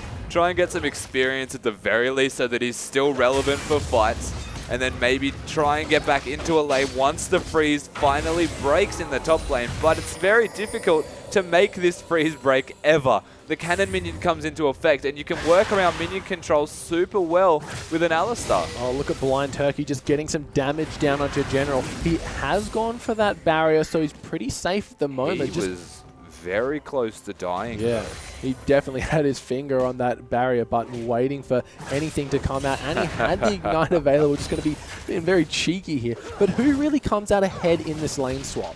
So the question is not so much who comes out ahead, is who comes out further ahead. Essentially, they're going to be both trying to get what they can from it in different directions. The freeze in the top lane is exclusively going to be giving Jinx farm, but you can see Spoil being left to his own lane whilst Blind Turkey roams. is able to give him control of the bottom lane turret and most likely just try and hard push that one down as fast as possible. But the question now is, because the bot lane of the Krispy Kreme crew is actually in the bottom lane, the Dragon control is well and truly in their favor once Squiggle and Bill decide to go there, but instead they've opted to go top. Yeah, they really want to break this freeze. They need Squiggle. A nice safe spot to farm, but look at that, getting taken very low. Bill on top of the chompers still goes through the tunnel. Going to get himself away from there. Just making tunneling around. Jinx going to just pick up that farm while Valen's watching his back. Not too much going to happen. The freeze still basically in effect here. The freeze is there, but it's going to be a little bit harder to maintain that the cannon wave is starting to die. It may start to reset because the closer it is to your tower, the sooner minions get there and start hitting, and then the more of an impact it does have directly. If they can control it so that the wave pushes back towards Squiggle, he can get his own freeze almost, or the Jinx might have to over-push and make sure it does get to his turret. He'll still at the very least be getting experience and some gold. Yeah, it looks like they're trying to give up their top laner in Squiggle to get their mid laner ahead. Oh my lord, Squiggle getting taken very low. That zap, if it connected, he had no flash available. But we see Blind Turkey constantly making roams to the mid lane, pushing Azir out, and we can already see in the CS discrepancy. Yeah, so the biggest differences in this game right now, you look mid lane and you think Psyker is just tearing through this lane right now. General not able to do anything in response, and it's the Annie pressure, whereas top lane... Yeah, he's just teleported back. It looks like they want to go for the kill here. My Charlie, God. He's going to be taking that one up, but Alistar forced to the tower. Minions? No kill here. Oh, Lord. He got Charlie, him! He died. No, Rek'Sai was there. Oh, right. Bill was waiting for him. Oh, you tricked me, mate. Damn it, Bill. Look at that. Bill just going to do what he can to maybe go into Squidgy here. He does have the red buff available. Squidgy just going to be dropping those chompers, but Bill flashes over it. Looks like Squidgy walking back onto him. He does have the tunnel available, but I think he's bitten off more than he can chew. He flashed over the chompers and Squidgy just went back into the chompers. Yeah, so, Squidgy I mean, still had heal. A completely questionable decision right there from Bill. Should have been a little bit safer with his aggressive choices to go all in on that. Didn't find the kill, in fact gave Jinx a red buff, and now she's got 2 kills for her troubles. Oh, if Squiggle thought laning against Alistar Jinx was hard, try laning against a 2-kill Jinx with a red buff. Oh, this is going to be painful to watch. Luckily for Alter Ego, Parbu doing work in this bot lane. He's been pretty much undisturbed the entire time. You know what, Rogi? Try having 6 CSs with Shen against the 2-kill Jinx. He's got himself rejuvenation, dude. It's sad. It's sad to watch. Yeah, it's unfortunate. But again, the pressure that's being placed down is now translating to mid. Well, Psycho might be in a little bit of trouble here. Here comes Blind Turkey getting a nice stun onto Charlie. The soldiers doing what they can. He has used the pull. He is just going to flash out of there. Yeah, so he gets out with his life at 2. Oh, hell, that actually did a lot of damage. A BF sword done for Jinx as well. So they find a very positive trade here for Alter Ego. They're now in the commanding position to be able to try and control this mid game, maybe work around the dragon and make some things happen. But they've only got really a 500 gold lead all in all. The fact that the Maokai has so much farm compared to his lane opponent, the fact that Jinx has 2 kills, a red buff, and then equal CS to the Sivir, they should be in a much more commanding position. But then you look mid lane, and there is a discrepancy in terms of CS there also. Annie having a big impact in that lane, forcing the Azir out essentially and giving Vladimir his eye in to a much more comfortable position in laning phase. Oh, looks like Bill, he wants to go for a play here. He gets the double knockup, the flash out of Squidgy.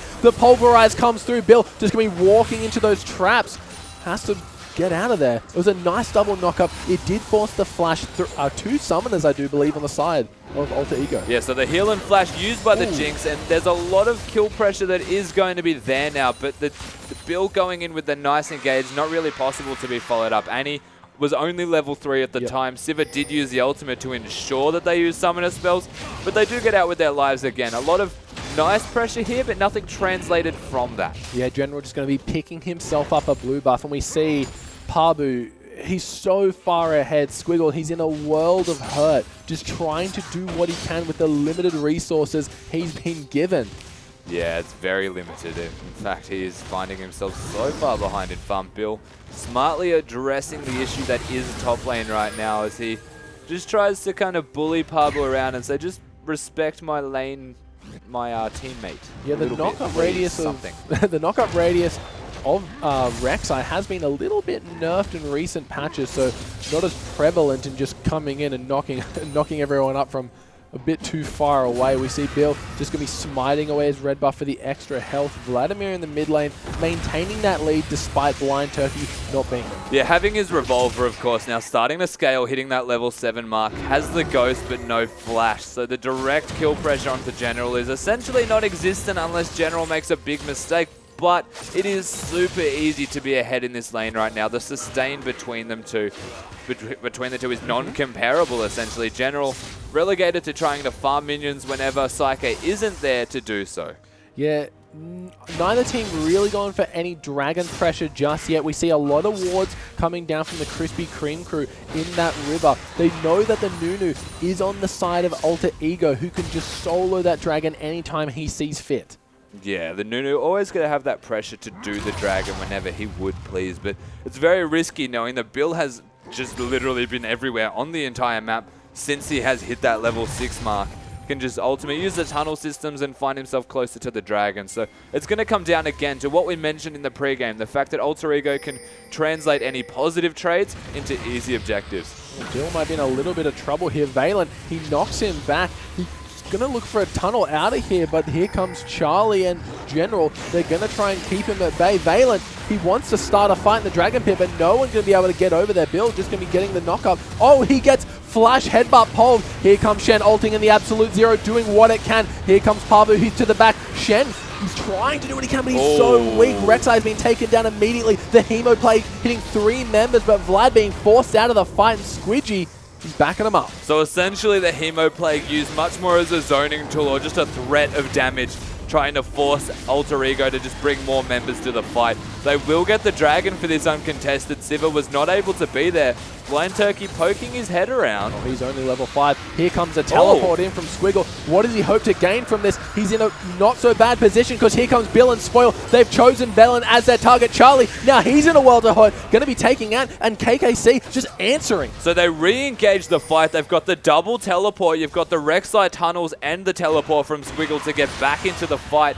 And this is the strength of the Shen and even the Rek'Sai in the jungle. The fact that suddenly 5 members after the back of a losing fight can just be back into the dragon pit. They catch 2 members out of position trying to finish that dragon off, and they don't get the dragon, but they still make a very good trade for it. Yes, Squiggle going for that early Aegis of the Legion, just wants to do what he can to provide that AoE resistance for his team. Picks himself up 2 assists, but along with a death for his troubles. Looks like Squidgy might be in a bit of trouble. Blind Turkey, the Tibbers is available. He's not going to walk up that way. Yeah, that will be a banner of command on that Shen, I am 90% sure. Just because it's going to provide a lot more difficulties for Pabu to deal with directly through laning. It even gives Shen a little bit of last hitting as an added bonus whilst he ultimates elsewhere to save someone else's life. Yeah, and the AP scaling on that Stand United isn't too bad. Going to be providing a lot of shield. Looks like Psyker in general just trading blows. Psyker does have the red buff. Going to be keeping General in range a little bit longer for those Tides of Blood. It's a pretty bad position to be in as an Azir right now. General not going to have an answer to this at all. The sustain, the damage, even the lack of mana that a Vladimir always has, the resourceless champion that he is going to be in a fantastic position to carry out this laning phase. Can he make something come from the laning phase that he's having right now? He's going from strength to strength. But team fighting is a big question mark for this Krispy Kreme crew side, given how the early game has translated to a nice lead for the Jinx. Yeah, we saw Charlie having to donate his jungle just to keep General even relevant at the moment. You mentioned the sustain, and we're seeing it in effect now in the bot lane. Jinx, she's going to have to be the main carry for this team. She's got herself 2 kills, nearly finished off that IE. She has a pickaxe advantage over Spoil. But Blind Turkey, he's looking to land a stun with the combination of Bill here. Yeah, relegated to farming right now, the Jinx. Stuck in a Sivir lane as they did swap back. There hasn't been a whole lot of map movement since the lane swap turned back into a very standard lanes. Not even turrets taken. It was just a lane swap to try and get some free farm onto the Jinx, get some levels onto the Jinx most importantly, and then translate that into a stronger laning phase. Jinx always comes out and starts to excel in a Sivir lane after around the BF sword buy. So hence the decision to swap back to a 2v2. Yeah, it looks like Civ is the first carry to pick herself up that Infinity Edge. Valen finally getting the cannon minion. Squidgy, he's going to want to push this one up.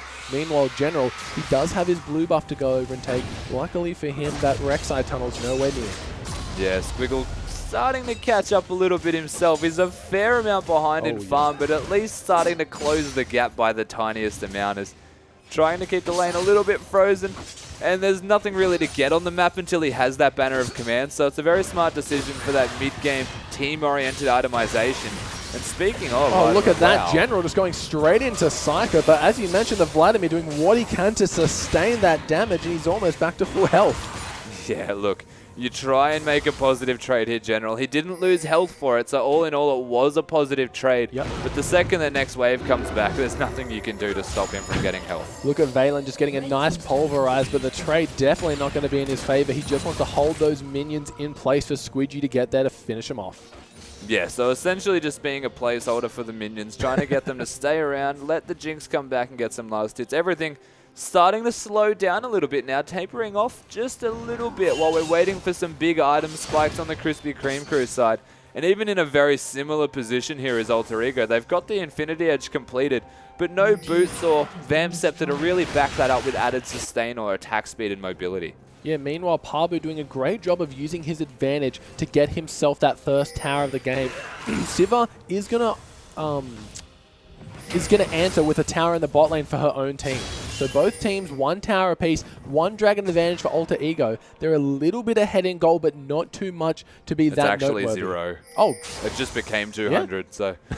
I mean, the difference between them is completely negligible, and you have a look at the farm in the top lane, it's just funny to think that the difference is nothing. Oh, looks like Pabu, he's in a bad spot now, but he is Maokai. He does have that Vengeful Maelstrom running. Bill trying to do what he can, getting the red buff slow, but the tower hasn't even been hurt. So kind of just wasting their time there. Well, they tickled the surface a little bit, so that's something to take from that. They know that Maokai is not invincible. They're just trying to put some pressure down, maybe break the fact that Shen is stuck farming, get it to push a little bit, and unlock his capabilities of being elsewhere on the map. Just a bit of jungling needed to be done in the top lane from Bill, so he thought, while I'm here, I may as well gank. Oh, Squiggle's in trouble. Here comes Charlie. He does get the first Ice Blast Bill's down. On the way. Oh, Bill's coming up like you mentioned, Charlie. He's got the red buff rocking Squiggle. He's so low. Bill, he needs to get the knock up here. Squiggle with a nice flash over the wall. Pabu to answer with his own. Charlie, he's turned it back around on Bill, the absolute zero, providing some good control. Here comes Blind Turkey. Is the tip is going to hit 2 members. The flash, it hits 2 members. Here comes the knock up. They turn their attention onto Charlie. The ignite is there. One more attack from Bill. That's all he needs. Is Charlie going to be able to get that? He dodges the Hemo Plate, but he's going to walk straight back into Bill. Vladimir going to pick it up with a transfusion, though. Yeah, Vladimir using both summoner spells and the ultimate to just get in range at the very least. He ends up with the kill himself, so Vlad in a very good position for his relative strength right now in this scenario. They're going to look to maybe push this mid-wave down. They've got the Tibbers. Dragon up in 5 seconds, though. They may just turn their attention to the free objective. Yeah, look at that. 8 seconds on Charlie, and Bill's already there. They need to get the wards down, though. This Jinx is so strong. If they let her do what she wants, they're going to be in a lot of trouble. Here comes a teleport from Pabu.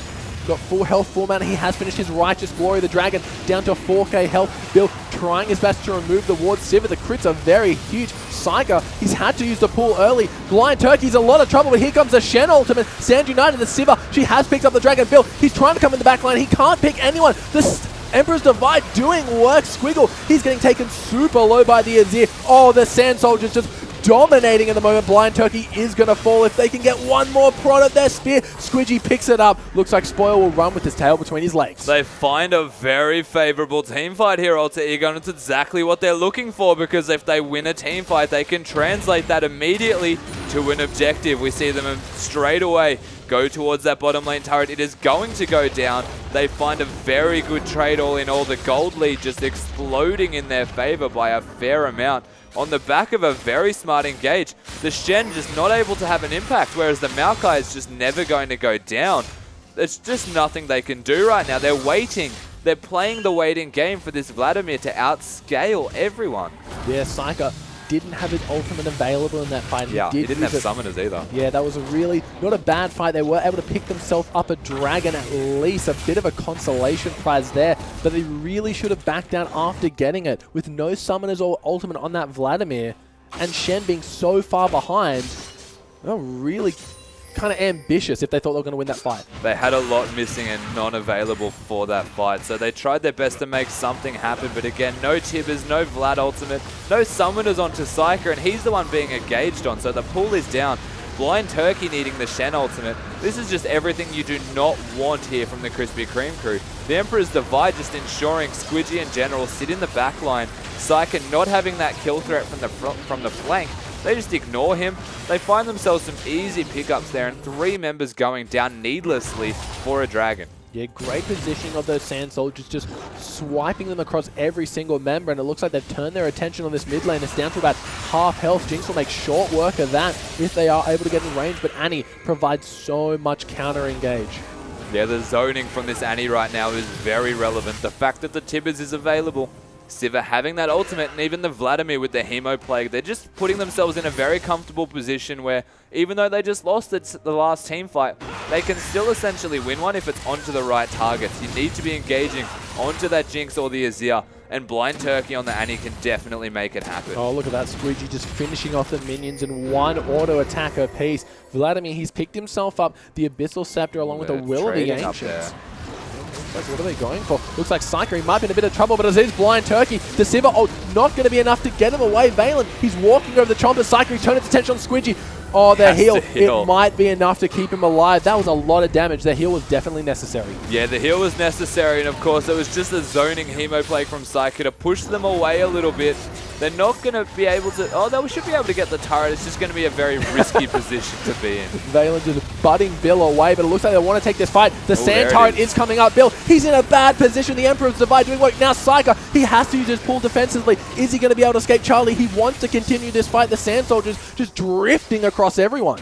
Yeah, they managed to keep Squidgy alive again, sitting in the backline, doing a lot of relevant damage, and the Sun Turret just ensuring that that position on the map was theirs. The numbers advantage well and truly in Alter Ego's favor right now in this game, and they just don't have a response here, the Krispy Kreme crew. Again, they're trying to outscale, but they're outscaling an Azir and a Jinx, so there's no real situation where it becomes too much better for them.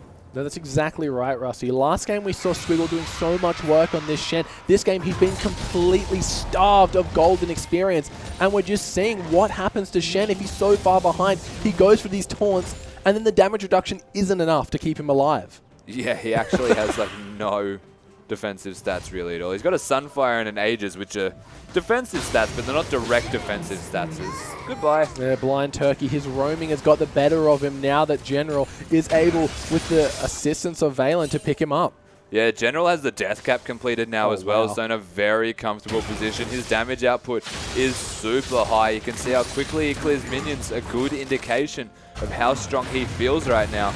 Even the Jinx, 2 big items completed, ahead in items against Spoil right now on this Sivir. And, I mean, there's just no answer. Oh, Bill might be in a little bit of trouble here. Doesn't look like the tunnel's available just yet. Charlie, he wants to come in. Bill, where are you going to go? He has to flash out of this one. Yeah, didn't have the tunnel available, so he's forced to use his flash to get out of there with his life. Very smart rotation and just collapsing on top of him right there from Alter Ego. Yeah, this Dragon up in about a minute 10. Both teleports are going to be up soon. They want this mid turret. Yeah, they're pushing very hard for it. Jinx, she wants to answer those minions in the bot lane, and they're taking advantage of her need to do this by getting herself a mid, but it looks like a fight may have erupted. Valen, he's going to have to pop his ult after taking a lot of damage from that Vladimir. So trying to engage a fight a little bit there, Valen, but getting a little bit overzealous in his attempts to engage. Forced to pop the ultimate. Krispy Kreme crew, they do find a turret now. It's 2 to 3 in turrets, and the gold lead is big, but it's not big enough to be a massive game-changing amount just yet. The Vladimir is scaling. The Sivir's always going to be relevant, especially when you couple Sivir's boomerang bounce damage with the Annie, with the Shen, and then the Vladimir Hemo Plague. Their late game team fighting is massive. Yeah, Squidgy going to be able to get that farm just in time for the Dragon to be up in 20 seconds. Doesn't look like anyone has the ward advantage yet, but we do see the Krispy Kreme crew having that positional advantage. Yeah, definitely. Starting to place a lot more of control around certain areas where objectives are being focused. You can see a lot of Baron control from Alter Ego, though. Maybe they're responsive if the Dragons attempt it, or because they are ahead, they might just try and kill them. Yeah, we saw some sneaky Barons last game. Looks like Valen, he might be checking head first here. He knows there's a ward.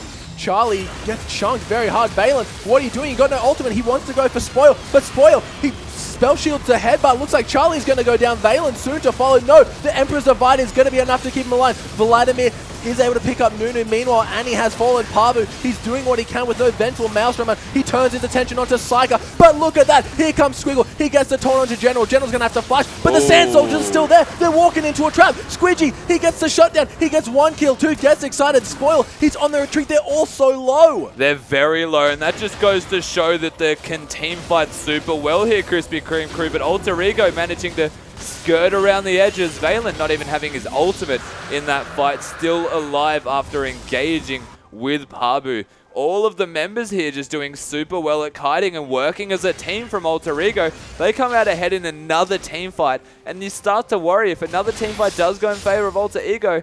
It's getting closer and closer. The door is closing on their possibilities to win here. Yeah, we saw Shen again doing what he has to, getting in that backline, but it's just not enough currently. General, he could just flash out of that one.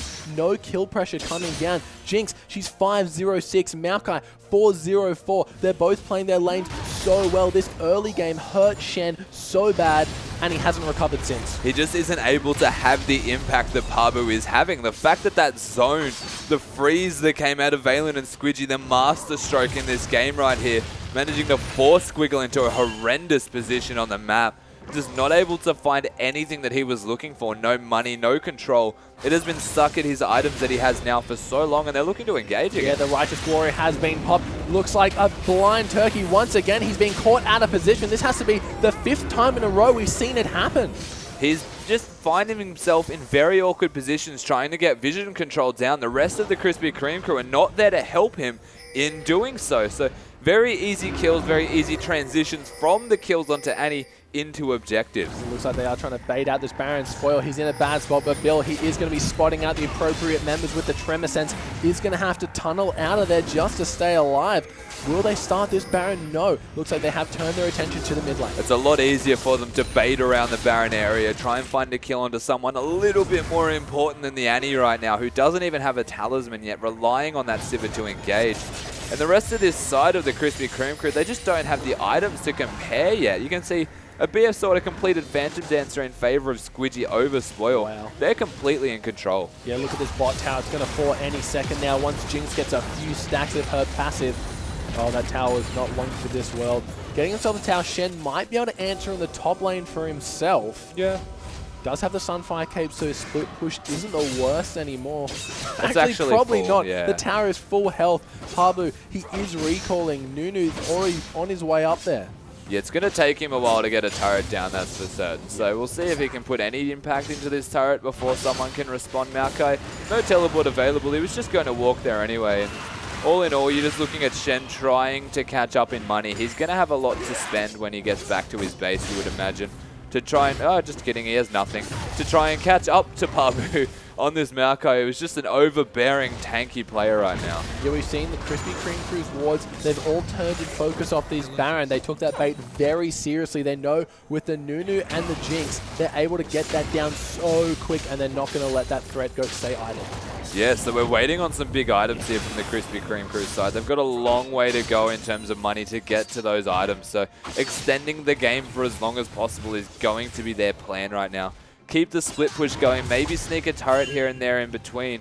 They just need to find a way to catch up in that gold or not let the gold increase the difference between them any further. Oh, looks like a stun going on to Charlie. He might be the focus here. He gets knocked up by Bill. Valen, he wants to answer. Psycho to the right, just getting a transfusion down and nullifying the aggression. Yeah, the Righteous Glory used much more as a zoning tool to try and get them away from Charlie on that Nunu, as they caught him completely out of position trying to ward. But the kill pressure from them is not very high on the Krispy Kreme crew. It's going to be a very slow and steady process to win a team fight. That is why they're committing a lot more to Squiggle, staying in that top lane, trying to get some money and split push as much as he can. Yeah, Annie, she's lacking those items as well. Doing such a great job early on this game, denying Azir so much. And we see, there it is. Oh, Shen, he's picked himself. Oh, what's that item called again? The Banner of Command. He's picked himself up the Banner of Command. Usually an item you'd only see on Heimerdinger back in the day. But now, the split push Shen just got a little bit better. Yeah, it did definitely got better now. And the fact that it's against the Maokai, of course, you can throw it into that lane or throw it into a side lane that you're not attending. And one of the cooler things about that being Shen is you can use it in the bottom lane, go to top lane and the rest of your team can sit mid to either defend against the tower, push or siege. And everyone that does magic damage, the Azir, the Maokai, they can't deal with it. You have to send Squidgy, who is your only physical damage target, to take that out. Yeah, he's very gold. Bit of a dry patch right now, not being able to get himself a lot of gold, so hopefully that minion will be able to accrue him a little bit of wealth here. We see Blind Turkey doing what he can to remove the pink ward, remove the vision from Alter Ego. Squiggle in that top lane, trying to catch back up. Yeah, they're working around the top lane a lot, just trying to keep some kind of vision near the Baron buff. The Dragon, if it does go in favor of Alter Ego, is not going to be a game-changing amount. It's a lot of move speed, though, which will help this Alter Ego side. But you would almost be content with just sitting there, letting the Dragon go down, just trying to get some farm, as Nunu says, yum. Yeah, they really want this tower in the top lane. Looks like the Banner of Command has been used, that promoted minion now, trying to do what Squiggle could not. He does have the aid of Bill, but Pabu just going to be holding that wave at bay. Yeah, he's holding it at bay. He's freezing Squiggle essentially from trying to take it down, but it's not going to go down anytime soon. In saying that, it is hitting Pabu. It's not hitting the turret, and yeah, it's just a thorn in his side right now. He's not even bothered. He just wants the last hit. Will he even be able to get it though? Oh, there he goes. He gets a nice 50 gold for himself. So quite a sizable cooldown on that Banner of Command though. Yeah, it's a reasonable cooldown, but again, we saw how long it actually took to go down, and if you use it in a lane where nobody is, then you can just let it go to its own devices. It'll start to really build up a big red dot minion wave and start to push in and really threaten some turrets in prolonged siege scenarios, essentially. Alter Ego are going to be doing that. They don't have an answer to that item, so it is smart, and there's the Dragon. Yeah, Charlie and Squidgy's going to be taking that one up in a heartbeat. No contesting coming out of KKC. They know they're at a deficit. They don't want to take a fight that could potentially lose them the game. Yeah, that's right. And you can see the Near's large rod, the Phantom Dancer and a pickaxe now completed. Both of the carries of the Krispy Kreme crew working their way towards some items, but if you compare that to Alter Ego right now, Void Stars, Bloodthirsters, everything you could ever want and more ready to go. And the Baron. You look at the Baron has been started down to about 8k health. Charlie, he's doing what he can. Looks like Pabu, he's just going to be running point guard here, trying to keep spoiling Blind Turkey off at Valen. He's jumped over the wall, but he got it. Bill flashes over the wall and steals it. Looks like Squiggle's in the back. The Emperor's Divide going to keep them separated. But Psyker, he's got his eyes set on Squidgy. He wants that kill. Will it be enough? A double kill for Psyker. Valen, he should fall next. The Sivir, she flashes in, picks her up. That's a 4 for none. And the Baron, Pabu, he's surely going to fall here. Bill the hero right now in this fight. Can they kill Pabu is another question in and of itself, though.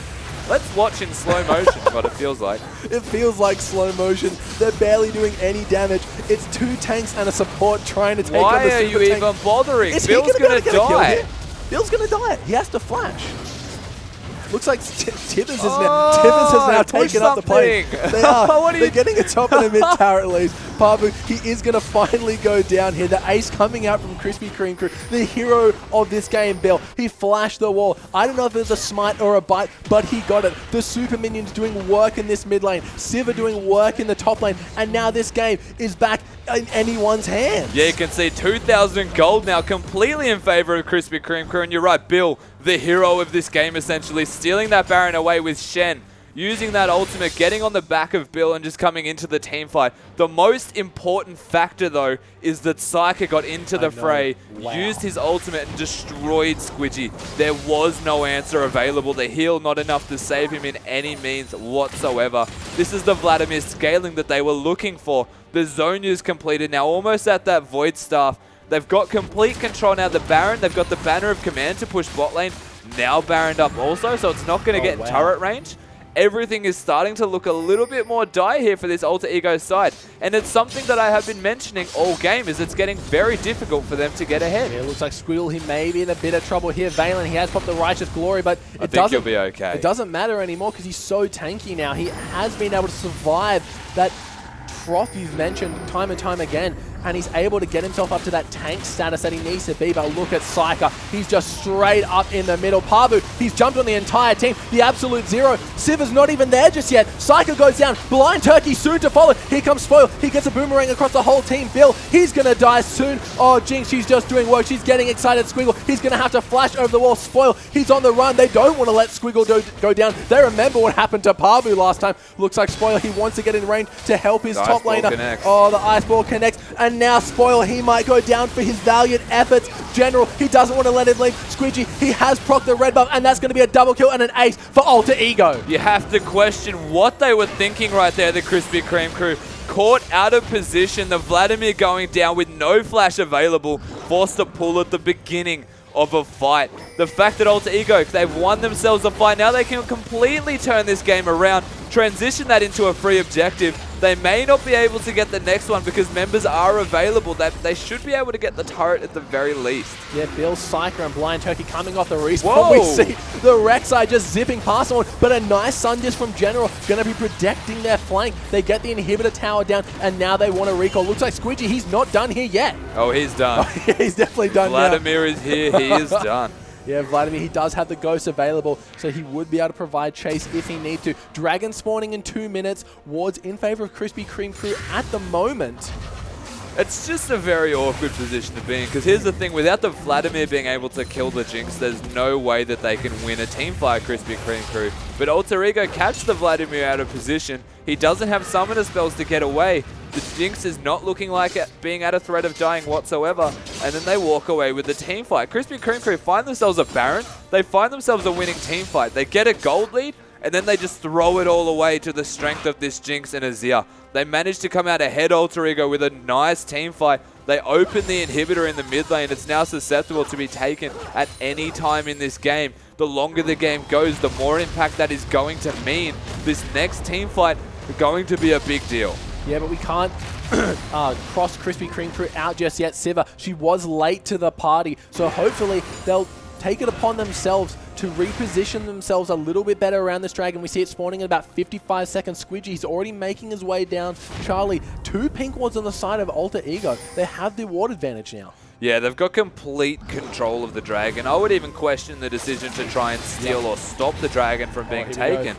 Looks like the Righteous Glory has been popped by Bill. He is going to be able to get out of that one alive. Psycho just doing what he can in the mid lane. We see Squiggle and Pabu in the top. Squiggle is pushing a little bit too far, not too far, but he's pushing very far out with only limited wards. Yeah, well, with the focus being on the dragon, of course, he has more wards than any other team on that side of the map. Yep. So very content with his positioning. Has the banner of command being used on a minion up there, I believe, to push that one in and just try and keep Maokai there. Pabu going to have to use that teleport to flank and give them an advantage on this team fight. Maybe catch Psyker. He is the big focal point of this Krispy Kreme team. Can they make something happen around the dragon? It's a very risky prospect to try and steal this. Oh, look at that. It's dropping already down to 3k HP, down to 2-1, and it's gone before Bill can even get in. But he wants to go in. I don't know if this is the right choice. He has no tunnel to get out. And look at that. Squidgy's going to be picking him up in a heartbeat. Here comes Pabu. He's changed his focus to Psyker. Psyker, he has to pull. He has the flash available, but Psyker going to follow him up with the help from Squidgy. I don't know what they're trying to do contesting the dragon when they don't have the vision. They don't know how low it's going to go. And they've got the advantage of Squiggle split pushing. Now we're waiting 40 seconds with no Vladimir, 30 seconds with no Rek'Sai. This inhibitor's going down. They may even be able to end the game. Yeah, look at that. Like you mentioned, such long respawn. Shen only just recalling all 5 members here. The Blood Boil onto Jinx. Valen, he wants to go in. Blind Turkey gets taken down even after he flashes Squiggle. Sure to follow here. The Absolute Zero keeping people at bay. That's a double kill. Squidgy picking himself up the third. That's going to be an ace and surely the game to follow. Squidgy going massive. General going massive in this game, but they're capitalizing on the mistakes that the Krispy Kreme crew are making. And their team comp is designed so well around capitalizing on those mistakes that they find themselves essentially an easy way into the Nexus, and they win the game on the back of just vision control. Yeah, Alter Ego playing that so well. We saw them kind of mess up a Baron fight and looked great for Krispy Kreme crew, but they fumbled the second last team fight. Yeah, starting the game super strong early, denying that Shen all of the farm. They translate into a very strong mid game where they get themselves a lead, threw it away for a little bit on one small Baron mistake, but they turn it back around. They come out ahead with a very convincing victory by the end of the game. Yeah, Bill looked like such a hero stealing that Baron. None of the dragon, we saw him just mess it all up. Going in with no vision, he felt like he needed to make a play. He did need to make a play, but again, around that dragon, there was no point. Only the 4th dragon, but they went all in for that. They were made to pay for it. Alrighty, guys, we're tied up 1-1, but when we come back, we'll be bringing you game number 3.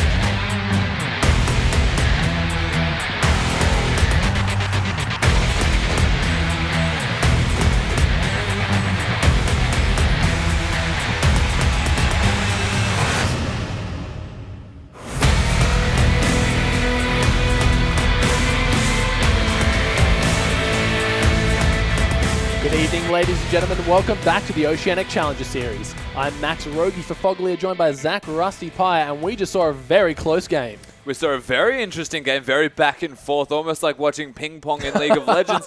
But eventually the winners did emerge. Alter Ego, the team that started super strong, finished the rest of the game out in a very similar fashion. Yeah, we saw, judging from those replays, Jinx and Azir just doing so well, standing behind that Emperor's Divide, being able to get off so much DPS relatively unharmed. Yeah, and the saving grace of that Krispy Kreme crew side was the Vladimir. He was doing a lot of work, a lot of damage, but they caught him out of position multiple times, and the damage that you were talking about, the Jinx and the Azir, made him pay for it. Yeah, so far we've seen Jinx doing work for both teams, but jumping into this pick and ban phase, we see Jace and Twisted Fate getting banned out immediately. Yeah, so the Jace is gone, the Twisted Fate is gone. Keeping in mind the Krispy Kreme crew are the first pick in this game, so the Ezreal is a possibility, and will Alter Ego ban it this time? Yeah, last game we saw Krispy Kreme crew banning that one away. They didn't want to face it, but with 2 bans left, you got to think that it might be available here. It has to be the last ban from Alter Ego. If it's not the last ban, it is going to be the first pick from the Krispy Kreme crew. That's just a fact. Yes, but in saying that, they leave so much available. Will they leave the Alistar or that? Well, not necessarily, because then they'll be able to pick the Kalista Alistar for themselves. But yeah, it would be silly for them to leave this Ezreal open. Yeah, I mean, there's still the Fizz available. There's the Alistar, as you said, is now being banned away. So that's not going to be an option, but there it is. There's the Ezreal. So Krispy Kreme crew left with the dilemma of what great champion to pick first for themselves. Yeah, well, now keeping in mind that Kalista is available, Spoil, I've no doubt will want to play that champion. There it is, locked in immediately. We've seen Kalista, when left unattended, can just wreak havoc on the front line. Those Ren stacks, just attack after attack after attack. Doing so much work. A very versatile AD carrier. Not exclusively versatile just because of the raw damage and mobility that the Kalista provides. The fact that you can survive with your support or pull your support to safety, it does open up and unlocks a lot of possibilities for what you want to run with the Kalista. Yeah, and we saw Azir doing so much, followed by that Nunu lock-in. Great champions last game. So we did see a lot of work from those two. Of course, the Jinx still available. Most likely going to see that as the pickup here. Back to what worked for them in Game 2. Get that Jinx Nunu Azir combo running. But we've already seen an answer from Psyker, and it's not a Vladimir. Yeah, look at that Kassadin being locked in on the back of Rek'Sai. We saw a bit of Rek'Sai last game, so let's focus on this Kassadin. Great against Azir in the way that you can avoid a bit of that damage when you're going for the trades. Yeah, so a lot of the early pressure that Azir can put down in laning phase is going to be negated by the fact you've got that magic-based spell shield from the Kassadin. It's going to negate a lot of that Azir damage. It's going to make it very difficult for him to be able to out-trade a Kassadin in laning phase alone.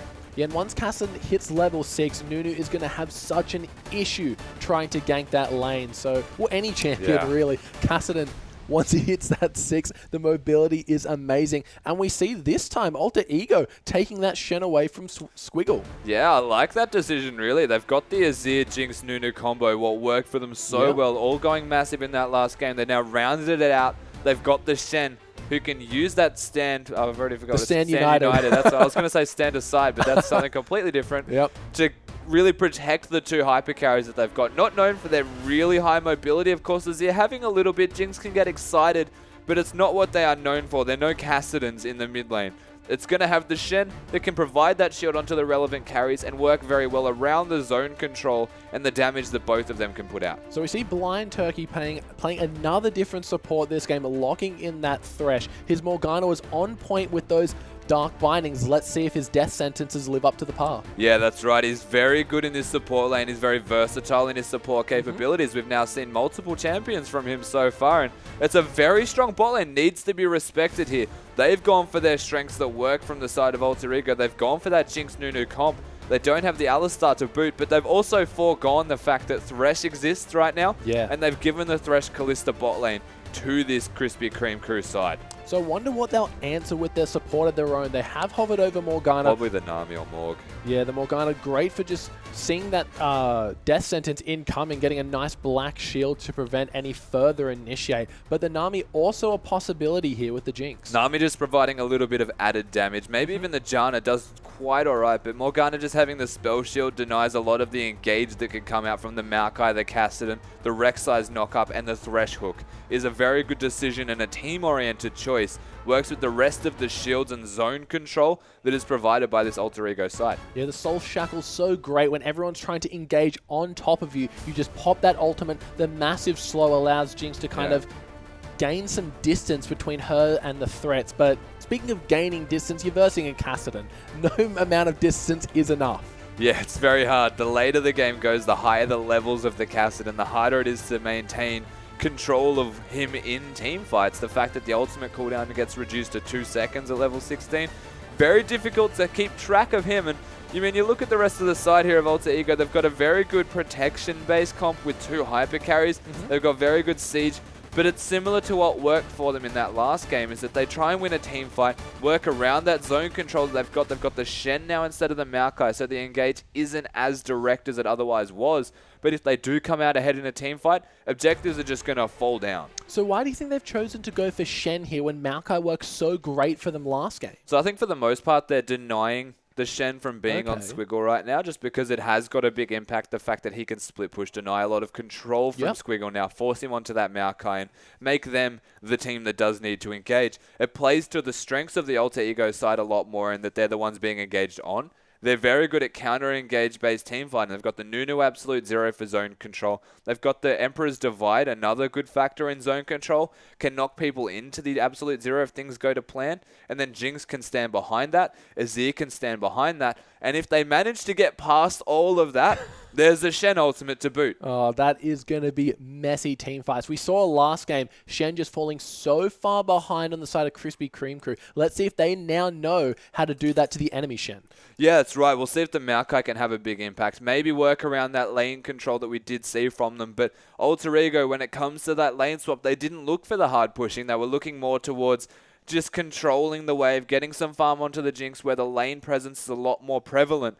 They're now against the Kalista, whose lane control with a Thresh is almost completely unrivaled. Yeah, once that death sentence lands, Kalista is going to get free reign over the opponent. Not to mention, anytime Kalista gets in trouble, Thresh is going to be able to save her with the Lantern. And anytime Thresh gets in trouble, the Fate's Call is going to do the exact same. So this lane, unless they're both being caught out, they've got each other's back. So they're very good at saving each other, of course, in this bot lane. Makes it very difficult to gank unless you're hitting both of them at the same time once they hit that level 6 mark. But in saying that, you have a look at their opposition, they're very easy to be ganked as well. And the cool part about that is the Thresh doesn't necessarily need to engage with the hook, can bait the spell shield with the Flay. If they ever get over-aggressive in their positioning, all you need to do, blind turkey on that Thresh, just walk up to them and threaten to throw out the Flay, maybe force the spell shield, then hook the other one as well. They've got a lot of options in the bot lane 2v2 to engage or to not be engaged on. It's a very strong bot lane, and hence why I might even suggest again a lane swap. So another lane swap you think coming out. Not bad ideas here. We've said before that the damage from the Kalista and Thresh, when they combine that auto attack passive, is just huge. But let's take a look at the jungle. Kind of the same matchup as last time. We saw Nunu. He's going to be providing the Blood Boil, more of a support style jungler, where Rek'Sai, she wants to gank early.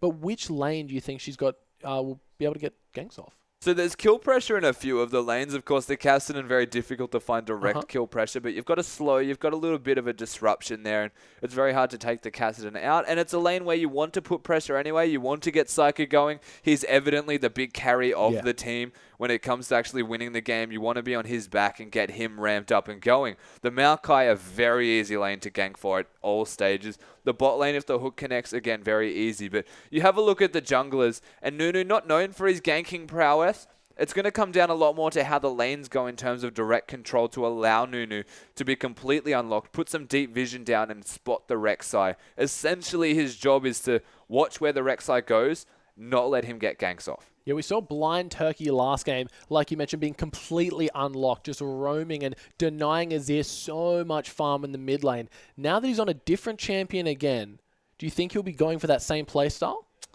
Yeah, I mean, pretty much he's going to be going for a very similar playstyle. They just want to get their carries going here, so we'll see how they actually do put that into play here. Okay, cool.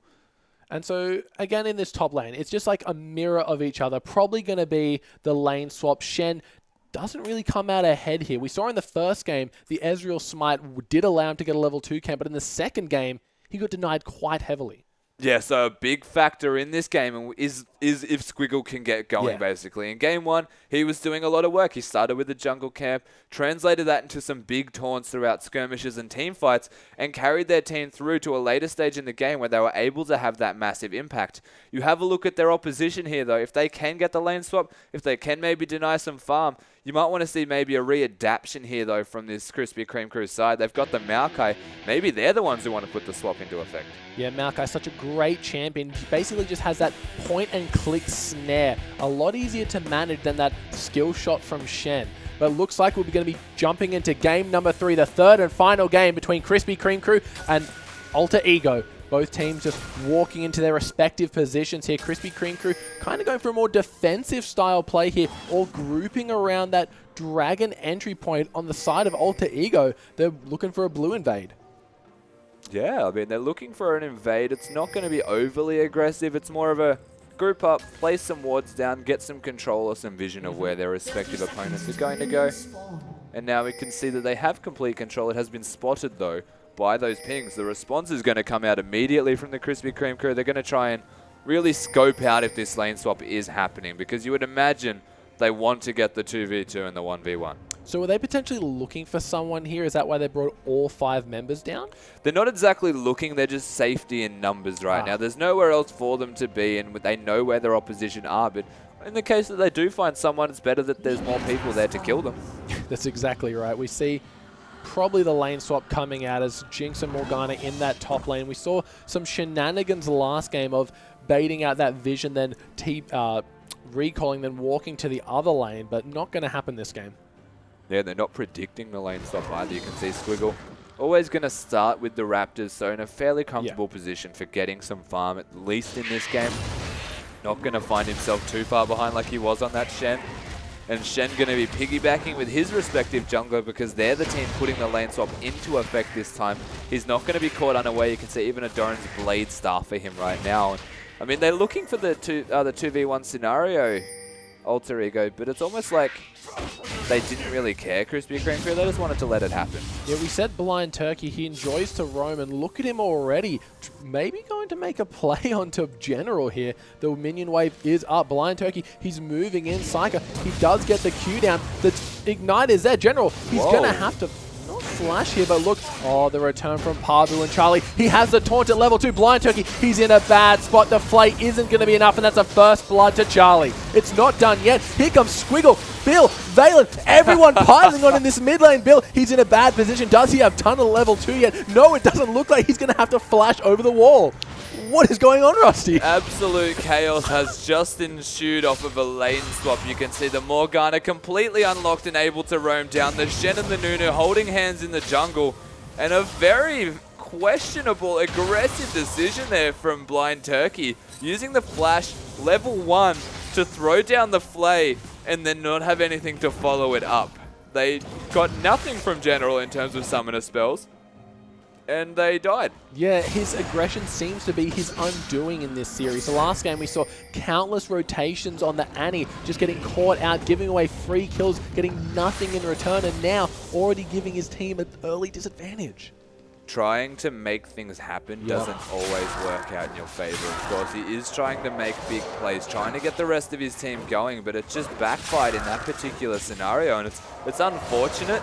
But in saying that, they don't get a whole lot from it. The kill's gone to the Nunu. It's not really a big factor because it is exclusively a Nunu. They get a lot of extra gold. It's only 300 difference, though. I mean, you have a look. The Kallista's happy. The Jinx is happy.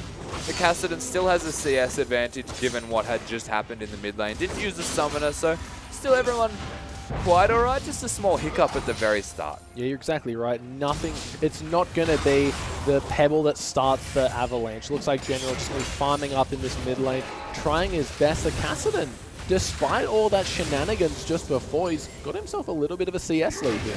Yeah, he has found himself a CS advantage sitting in that bot lane. General did recall. Yeah.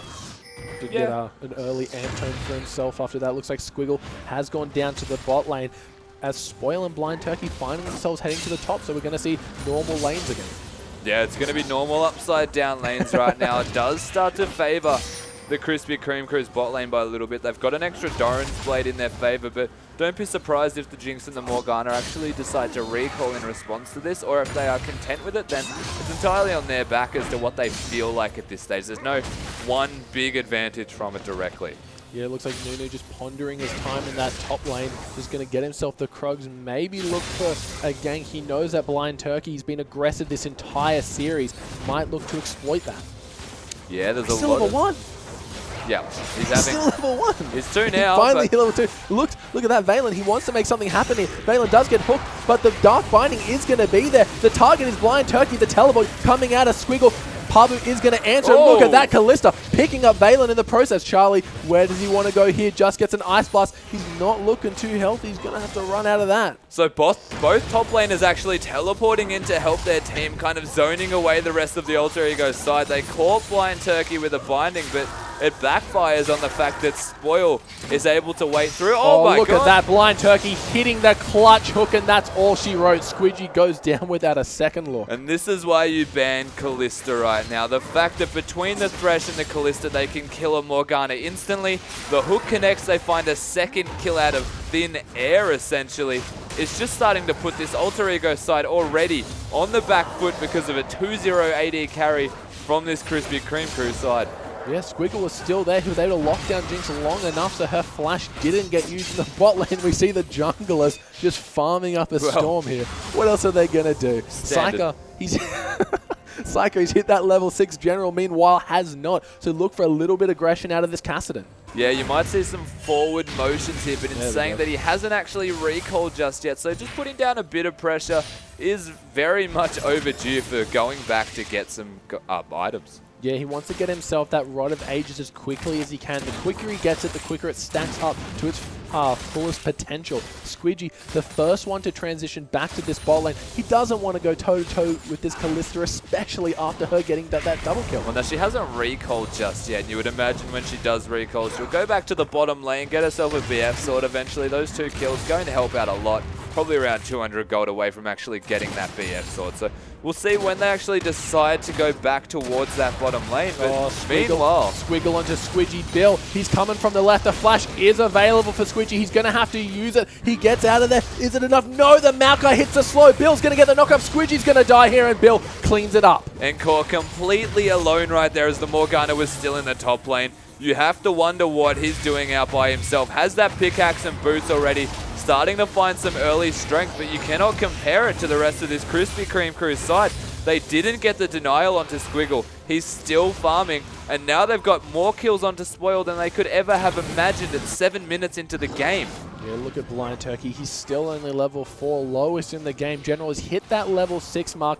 Valen and Charlie just kind of hanging around that mid. They know that Blind Turkey will be looking for some aggression here, and the tower goes down in the bot lane. Yeah, they pick up the turret in that bottom lane. Kalista already putting some damage down onto it. And they're able to secure that one onto what looked like exclusively Maokai getting that gold there. Just trying to put him further ahead, working towards that Righteous Glory and the armor boots. I mean, they're just in a very good position now to transition into the mid-game right now, Krispy Kreme crew. They've got all they could want. Yeah, Pabu, he's hit level 6. He's just waiting around in that top lane. We look back in the mid lane, Psyker, it's about a 10 CS advantage for himself. He's going for that. He's going for the aggressive plays once again. But Psyker, he's picked himself up a Blasting Wand rather than that Catalyst, the Protector. Yeah, so he's gone aggressive. You can see the Health Crystal with that Blasting Wand.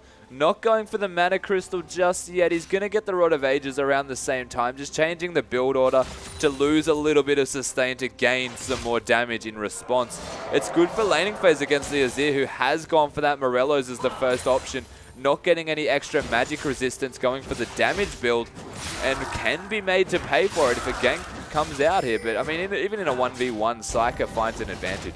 Yeah, it looks like Charlie, he has picked himself up that side stone, but look at Bill. He's waiting. He's going in a little bit early. The blue buff still on about 1,000 health. The bot lane has responded from both teams except for Kalista. She is a little bit too far back, just trying to deny that blue for as long as they can. Psyker, he's making his way over. Forcing the Azir not to have it is still a pretty big win here for the Krispy Kreme crew side. If they've got the numbers advantage, they can take the blue buff uncontested. That's just an added bonus, because as long as Azir doesn't have it, Kassadin has control of that lane. Yeah, Spoil, he's getting his auto attacks down. The rend is going to be huge when it gets to it. He already has his BF sword, as we've mentioned. Siva, only a pickaxe to contest that, but she's going to let the blue buff reset. What is happening to this buff? I don't know, but luckily Blind Turkey gets the auto off to do a lot. Are they just going to give it across to Psycho? That looks to be the likely scenario here. A Spoiler, he wants the little ones, maybe to come through his troubles.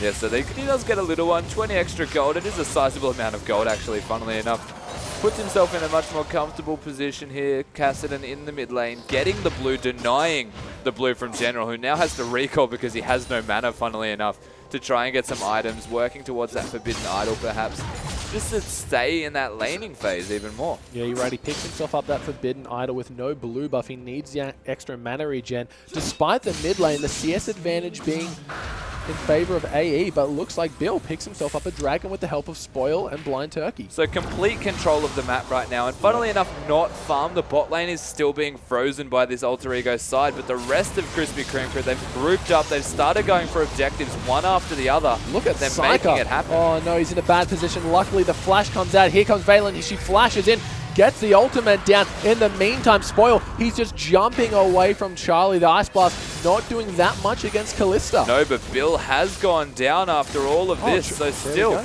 they find a kill that they're looking for. Charlie General using their combo, basically, of keeping someone stuck with the snowball, able to put down some hurt with that blood boil on the Sand Soldiers. They do get one kill for their troubles. The tower took some damage, but finally the Alter Ego side start to rotate as well. They get what they're looking for. They're just sorely missing it onto the AD carry. Yeah, don't forget that entire time Shen had the ultimate available, so Psyker's aggression was always going to be answered by that Shen ultimate. So really playing that not to the advantage against that enemy team comp. No, not even needing the Shen ultimate essentially just there. As everyone gets out with their lives, they were looking more so to zone away from the turret to secure it going down, but at the end of the day, they didn't get what they were looking for. They group up and don't find it. And I mean, the CS difference between this bot lane starting to close the gold gap, but it's still very evident. And Krispy Kreme still in the driver's seat though. Yeah, look at Spoiler. He's got a nice big juicy wave for himself. Bill is going to start taxing a little bit of that. Spoiler probably saying, get out of here. Look, ooh, look at Psyker. Psyker and General going in here, but General having that massive range advantage is going to win a prolonged trade. Yeah, level 9, starting to get some damage about him, but nowhere near comparable to that of Azir, who is just sitting there comfortably with two of his core items, essentially, working towards that Morello's.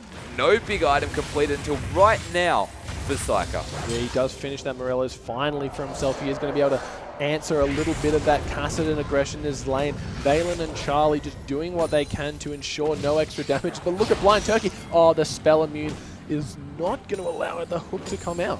In that top lane, we see Pavu and Maokai just butting heads. Neither one of them going to be using their teleports anytime soon, as that dragon will be respawning about 3 or so minutes. Yeah, respawning not too far away. It's going to be a little while to wait.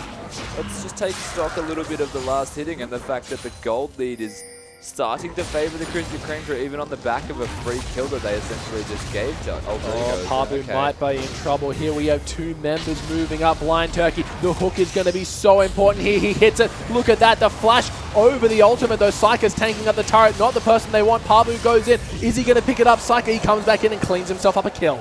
So they find the kill. The tower juggling did start on Kassadin, and a kind of questionable start to the fight, but they make it work. The mobility of the Kassadin just reigning supreme right there. They get themselves their easy kill, their easy turret, and they can just start turning on the map control everywhere. They don't really want to stay in the top lane. It's not really necessary for them to do so, but they just want to reset it to the turret to ensure that there's no way to freeze the top lane. Yeah, the gold advantage starting to get further and further ahead for the Krispy Kreme crew. As you mentioned, they did pick up their second tower of the game. Valen, he has moved up a little bit to that top lane to provide Charlie with the supporting case of the dive here. Azir not pushing out that mid lane in fear of the repercussions. Yeah, so he does need to respect Kassadin a little bit more now. Before, when we were seeing the trades favoring Azir, Kassadin did not have that Rod of Ages. It's now starting to ramp up, now starting to stack in terms of damage, and he wants to keep the wave as far back as possible towards his own turrets, and so that he can control them essentially. Now he's got Squidgy here to boot. There's a chance they might look to start sieging or just work around that he needs to recall. Yeah, blind turkey. We've seen a bit of blind aggression every now and again, but the last few kills have been very calculated ganks. That top lane roam with the rest of his team paid off so well. And in the meantime, Spoil, he's just been able to farm. Look at that. He's caught up about 10 of that CS discrepancy here. Yeah, closing the gap between the AD carries, and then considering he has the 2 kills as well, I've no doubt when he looks to recall, there'll be a whole lot of items coming out of that guy. He's in a very good position right now, the Kalista. The rest of the side working around the strength of this bottom lane, just pushing towards everywhere with Blind Turkey, essentially. The mid lane turret going to be the next focal point of this Krispy Kreme crew team. Well, if Spoil wants to recall, he has to do it soon. That dragon is spawning in about a minute. They want that second dragon for themselves. Valen trying to go for a Dark Binding, not going to connect as the hero minions block it. General's starting to run low on mana a little bit. Only has that Morello's. The tower's starting to get chipped at by a fair bit here. It's not going to last too long. All it will take is one big push from this Krispy Kreme side. If they can get it down, I mean, Squiggle and Pabu are just going to be poking at each other constantly. The teleport's able to impact this. Shen ultimate available, though, probably a big factor with Dragon in 30 seconds. Depends what they'll go for here. I think if Krispy Kreme crew can get the inside track, essentially, on this Dragon, as in being top side of the Dragon, they'll most likely transition it to a very easy turret. Yeah, look at the ADC differential here. We see the Bloodthirster being picked up for Spoil. Meanwhile, only the ingredients onto Squidgy for that Infinity Edge. So if they go for a fight here, Spoil's going to have such a massive advantage. Yeah, it's a very big Kalista right now. It does need to be respected indefinitely, especially around this Dragon fight. If they want to come out ahead in a fight, they just need to be super careful. Work around picks, work around the Shen ultimate being down. They're getting closer to that level 11 mark in general. Oh, he's caught out of position here. He does get the flash. The Stand United is going to come in. Bill might get stunned up here. The Stand United was knocked out of teleportation. Yeah, it was cancelled. Yeah, Pabu did get knocked out of that by Squiggle, but he did use his entire mana bar. Gonna have to recall. Both top laners still have their teleport available to Spoil. He's already starting on this Dragon. Yeah, the fact that there's no Shen ultimate available, of course, the teleport there, but all of the kills that Alter Ego have is on a Nunu, and he's not able to win team fights for them. So they have to kind of just give this one up, because that did a bit of damage. Yeah, the Super Mega Death Rocket, not too bad coming in here. Very close. If they had waited maybe about 500 more damage, could have netted themselves a kill. Yeah, definitely. But they do get the Dragon for their troubles. 2-0 now in Dragons. You can see Kalista actually making her way bottom, which is a very weird decision given how the wave is already pushing.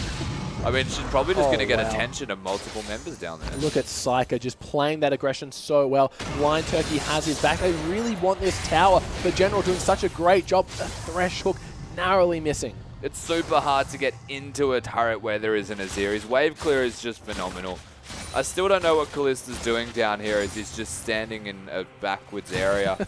But the rest of the side, again, they should just be working around pushing objectives down. They've got all of the makings to get down that mid lane turret. Only the Azir and Morgana really putting attention to it. The fact that Kalista is bottom, drawing Jinx there as well. Maokai's top lane with the Shen. They can cancel the teleport very easily.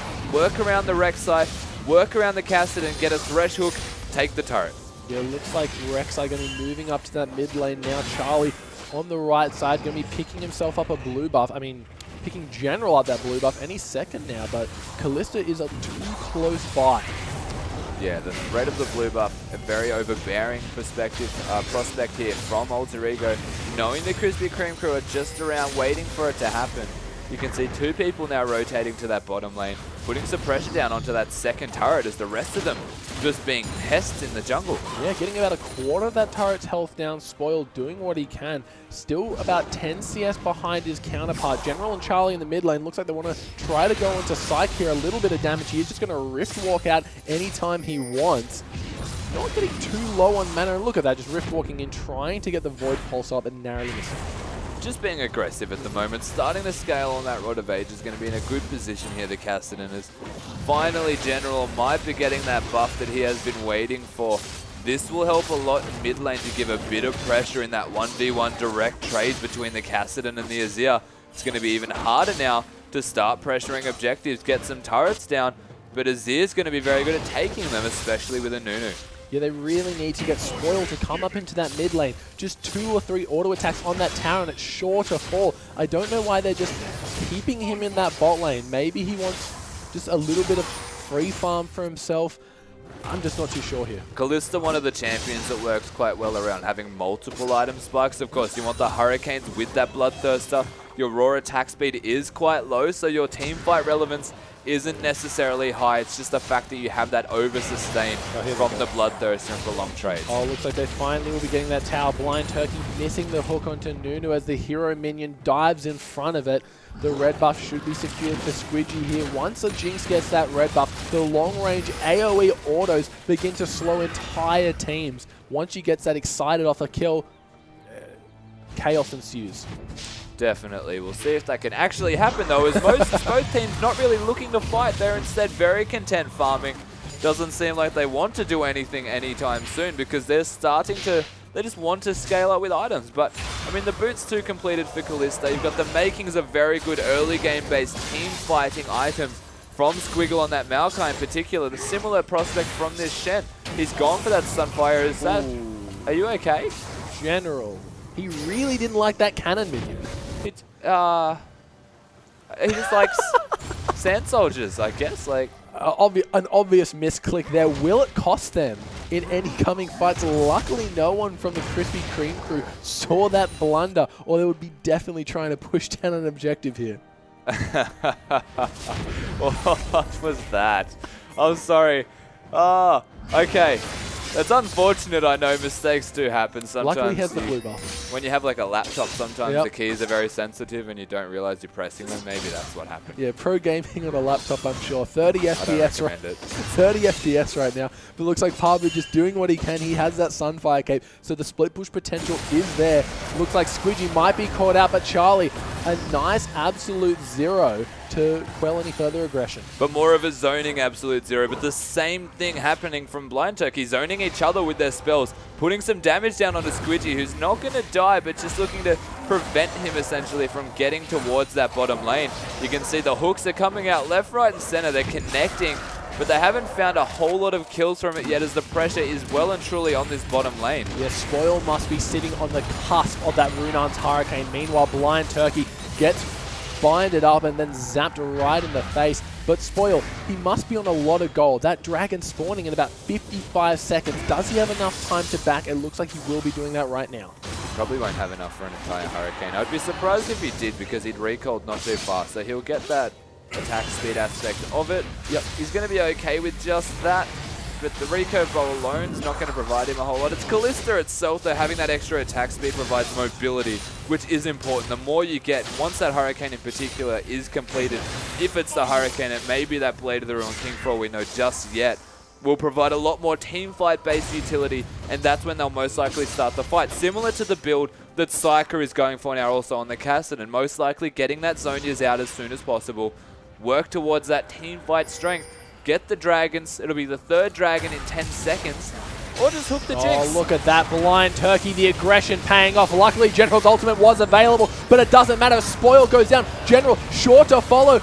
Oh, look at that. Yes, a nice double kill for Spoil. Valen, he's in a very bad position. He has to flash over the wall. The Sun Disc not going to be providing the defense it needs. No, and unfortunately, Spoil, you cannot use your Q to take that one down, but they do find the picks there. Both targets going down. The 3rd one low, having to flash out. Morgana's scoping it out with Nunu now. They know this is being started. They had vision.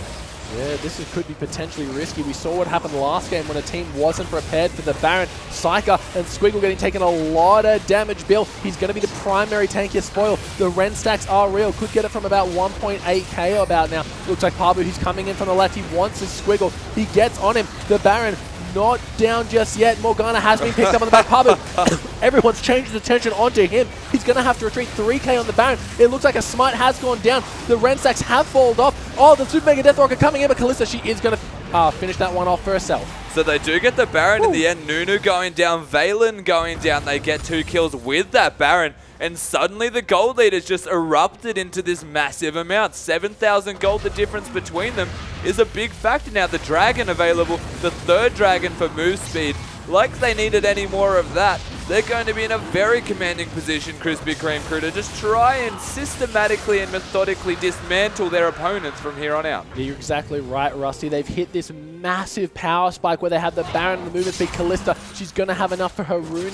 Definitely on the last back, she's picking herself up a nice big bot wave.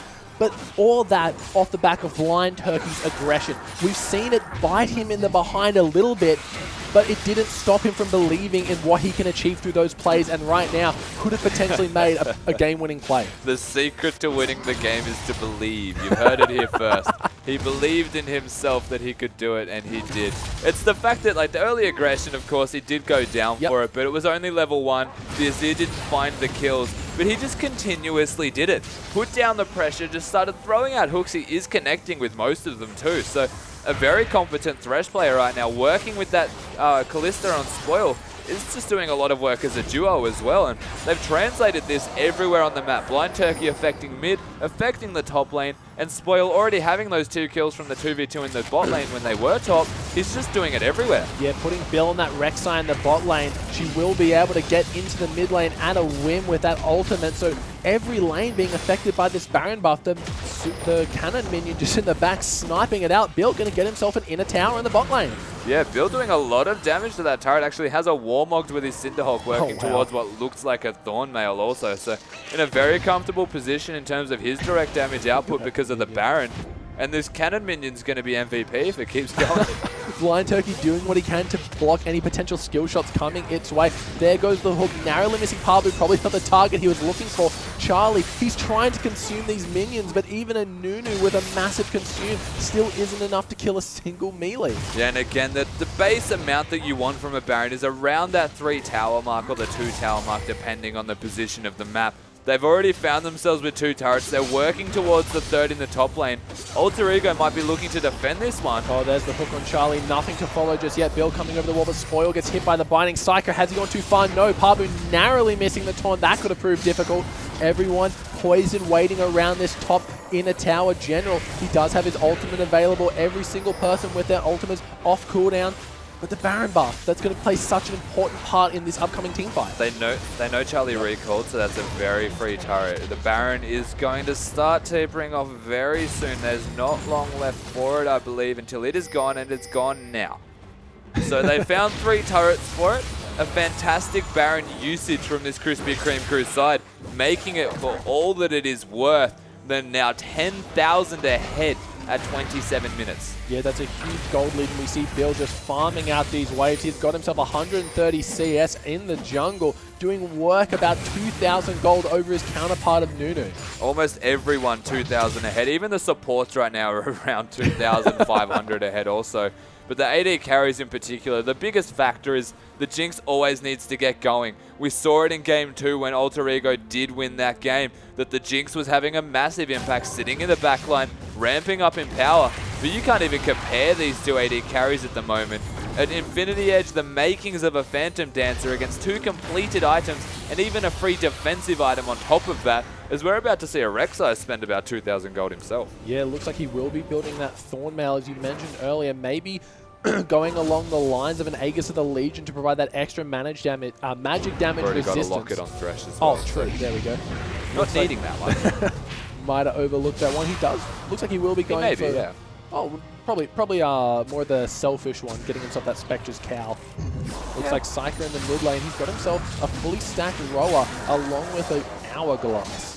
300, 207 farm, doing a great job on this Kassadin pick. And we mentioned this before, is that this team does rely on Psyker getting ramped up and starting to do some work for his team in these games, or it just feels like they just can't find a way into a victory. Psyker, level 14, working towards that ludicrous level 16 Kassadin that we are so used to not enjoying seeing. But they've also caught some on top. Yeah, looks like Squiggle, judging by his health bar, not getting taken too low. The Morgana ulti coming out, but Psyker over the wall doing a lot of damage just to Morg. Pabu and Charlie very tanky. Oh, General has been caught. Is there enough to finish him off? This knock-up comes out, only hitting Charlie and Squidgy. Oh, the Emperor's Divide doing work. Pabu getting knocked out of his taunt. No kill's going to come. Blind Turkey taken very low, but Spoil Look at that overshield he's getting from the Bloodthirster, keeping him safe. Yeah, they're super far ahead right now. They can just translate any map movement they would like into a potential advantage or some kind of objective control. You can see they've got the minions pushing in the bot lane. Bill being a split pusher right now. Tower. Pabu, he's going to get knocked up by Bill. Here comes Charlie in the backline. I don't know what he's going to get knocked out immediately. That absolute zero in the backline. The tower has for Squiggle. He takes out Jinx. General, he's on the run. Everyone running away. Blind Turkey gets a hook on Valen. Charlie, he's going to die. Pabu, he's looking like he wants to finish off Caston for himself. Flashes out General, doing what he can to keep the dream alive, but that's going to be an inhibitor for the Krispy Kreme crew. It may even be 2 inhibitors as the minions are pushing down the mid wave. They've got a tanky enough member in Bill, but it doesn't look like they want to commit too hard to that one. Just content with the single tower and inhibitor. They now find themselves further ahead than they already were. Dragon in 20, Baron in 50. They've got very obvious win conditions to try and close out this game. Yeah, they're in the driver's seat here, as you mentioned. Spoil going to pick himself up a nice blue buff. The Dragon spawning in about 5 or 6 seconds. Everyone going to have big pockets to go back with and buy these items. The next team fight is going to be crucial if Alter Ego want to try and come back. Commanding their way through this game right now, the Krispy Kreme crew. It just doesn't look like they're going to stop anytime soon. The train has well and truly left the station in terms of comebacks. But it's entirely possible, of course. You have a look at the scaling of this Alter Ego side. They've got 2 big items onto their big carries. They've got a lot of front lines still. They've got the Randuins on both Nunu and the Shen. It's just going to be so hard to execute. And that's what we look for in this Alter Ego team comp right now, is going to be execution. Look how much CS Blind Turkey has for himself. About 50 compared to his opposite number, Valen, only on 16. So he's finding himself a little bit of CS here and there. Was able to pick himself up that Iron Solari, like you mentioned. Yeah, he has found himself last hitting a fair bit. It's probably because a couple hooks just accidentally missed. Oh, also, he might say that take some minions. But in saying that, there's the Baron up now, the Dragon up, not too... Oh, it's actually already been taken, hasn't it, instantly? So, did he sell his support item by the looks of it? Yeah. Oh, there we go. So he's working towards, I'm imagining, a locket eventually, or he'll just go for the Righteous Glory. I guess he had enough money with selling it to get an item. So it's saying that he's got the Mikhails right now, as this spoil is going to be hard enough to kill already with the QSS. It's going to be a little bit harder, the Kassadin as well. It's going to be very useful to have that Mikhails available at the very least for a heal. And now it's just, they're probably just going to work around vision control around this Baron as well. Get started on that control. You can see Azir still doing damage, does need to be respected. If they can find the engage that they're looking for, they've got a Nunu to boot. I mean, the carries can do a lot of work from Alter Ego. It's just going to be so difficult to find a way in to this objective. Yes, Psycho looks absolutely fearless. We've seen him time and time again just rift walking right into the face of General. General, he doesn't want to go all in because Psycho, he has an escape. General's initiate is an escape. Looks like the Baron has been started. Maokai, he's waiting in base with the home guards. The teleport will be coming out very soon. Charlie trying his best to clean down those wards. 5k health on the Baron. It's dropping lower and lower. Why are you tanking Psycho? Sorry, we see the Super Mega Death Rocket coming through, and that's going to be the second Baron of the game going over the Krispy Kreme crew. So they get themselves the Baron, completely uncontested, besides, of course, the Jinx ultimate. Yep. Did not find what they were looking for. It was reasonably close, though. You have to give him that much. But they just... I mean, the minion control, the wave control, the item differential between them right now, it's on Krispy Kreme crew to try and end this game. It is their game to lose at this stage, and with the Baron to boot, the bottom lane inhibitor is down. They can just work around that top lane minions, start pushing it out, work around the mid lane, which is already reasonably pushed. It's at the middle point, and just try and get some more from it. Yeah, 13k gold lead, 11-3 in kills, 7-0 in towers, 4-0 in dragons. The Krispy Kreme crew are looking to end this series right here and now. They've got 4 members in the top lane, 5, no, looks like Squiggle rather in that bot lane, just diverting attention and resources from Alter Ego. Psyker, look at that, he wants to go up, the hook's coming through from Blind Turkey, not going to hit anyone, but Squidgy still does damage. Bill actually taking as much damage as Squidgy's dealing to himself from that Thornmail, so all in all, it's actually not that bad a position. Of course, Squiggle, the big pest right now, forcing multiple members to come address the issue that is him. And that alleviates pressure in the top lane. They've found themselves the turret. They're going for a second inhibitor. Yeah, this could potentially be the game here. This team fight could be decided. It looks like Psyker, he's gone in, but he has so much to shield him. Valen, he wants to get a nice ulti, not hitting anyone in the backline. Squiggle goes in. He's found his target on Squidgy. Oh, it looks like Charlie, he will be the first to fall. Cassidy picking himself up. One, can he get two? I see Kalista getting a nice kill for herself. Parvu's going to fall. There goes Jinx. General, the last and final member, and Crispy creeps through. Have they done it? Squiggle gets taken out, but that's a triple kill for Psyker. A triple kill for the Cassidy. The first Nexus tower goes down. The second one sure to follow, and then the Nexus last and finally still done. Yes, the Krispy Kreme crew are able to find themselves a victory in the third game of this series here. A very slow but a very methodical victory from this side, and congratulations to them. They've made it to the next round. Yeah, can't congratulate them more. A nice, clean game in that third match. We saw the second one a little bit shaky, potential for a comeback, but they kind of screwed themselves in that second last team fight. But the first game also looked really good for them. Yeah, the first game looked great, and they went back to their strengths in this third game. They worked around their two big carries, Spoil getting early kills, Psyker doing well in lane from a lot of pressure from Blind Turkey, even if it went a little bit awry. But in saying that, they do look very strong, and they've come out with a convincing victory. Alrighty guys, well that's about it for us. Make sure to tune in tomorrow for more League of Legends actions. From myself, Rusty, and the entire production crew, thanks for watching.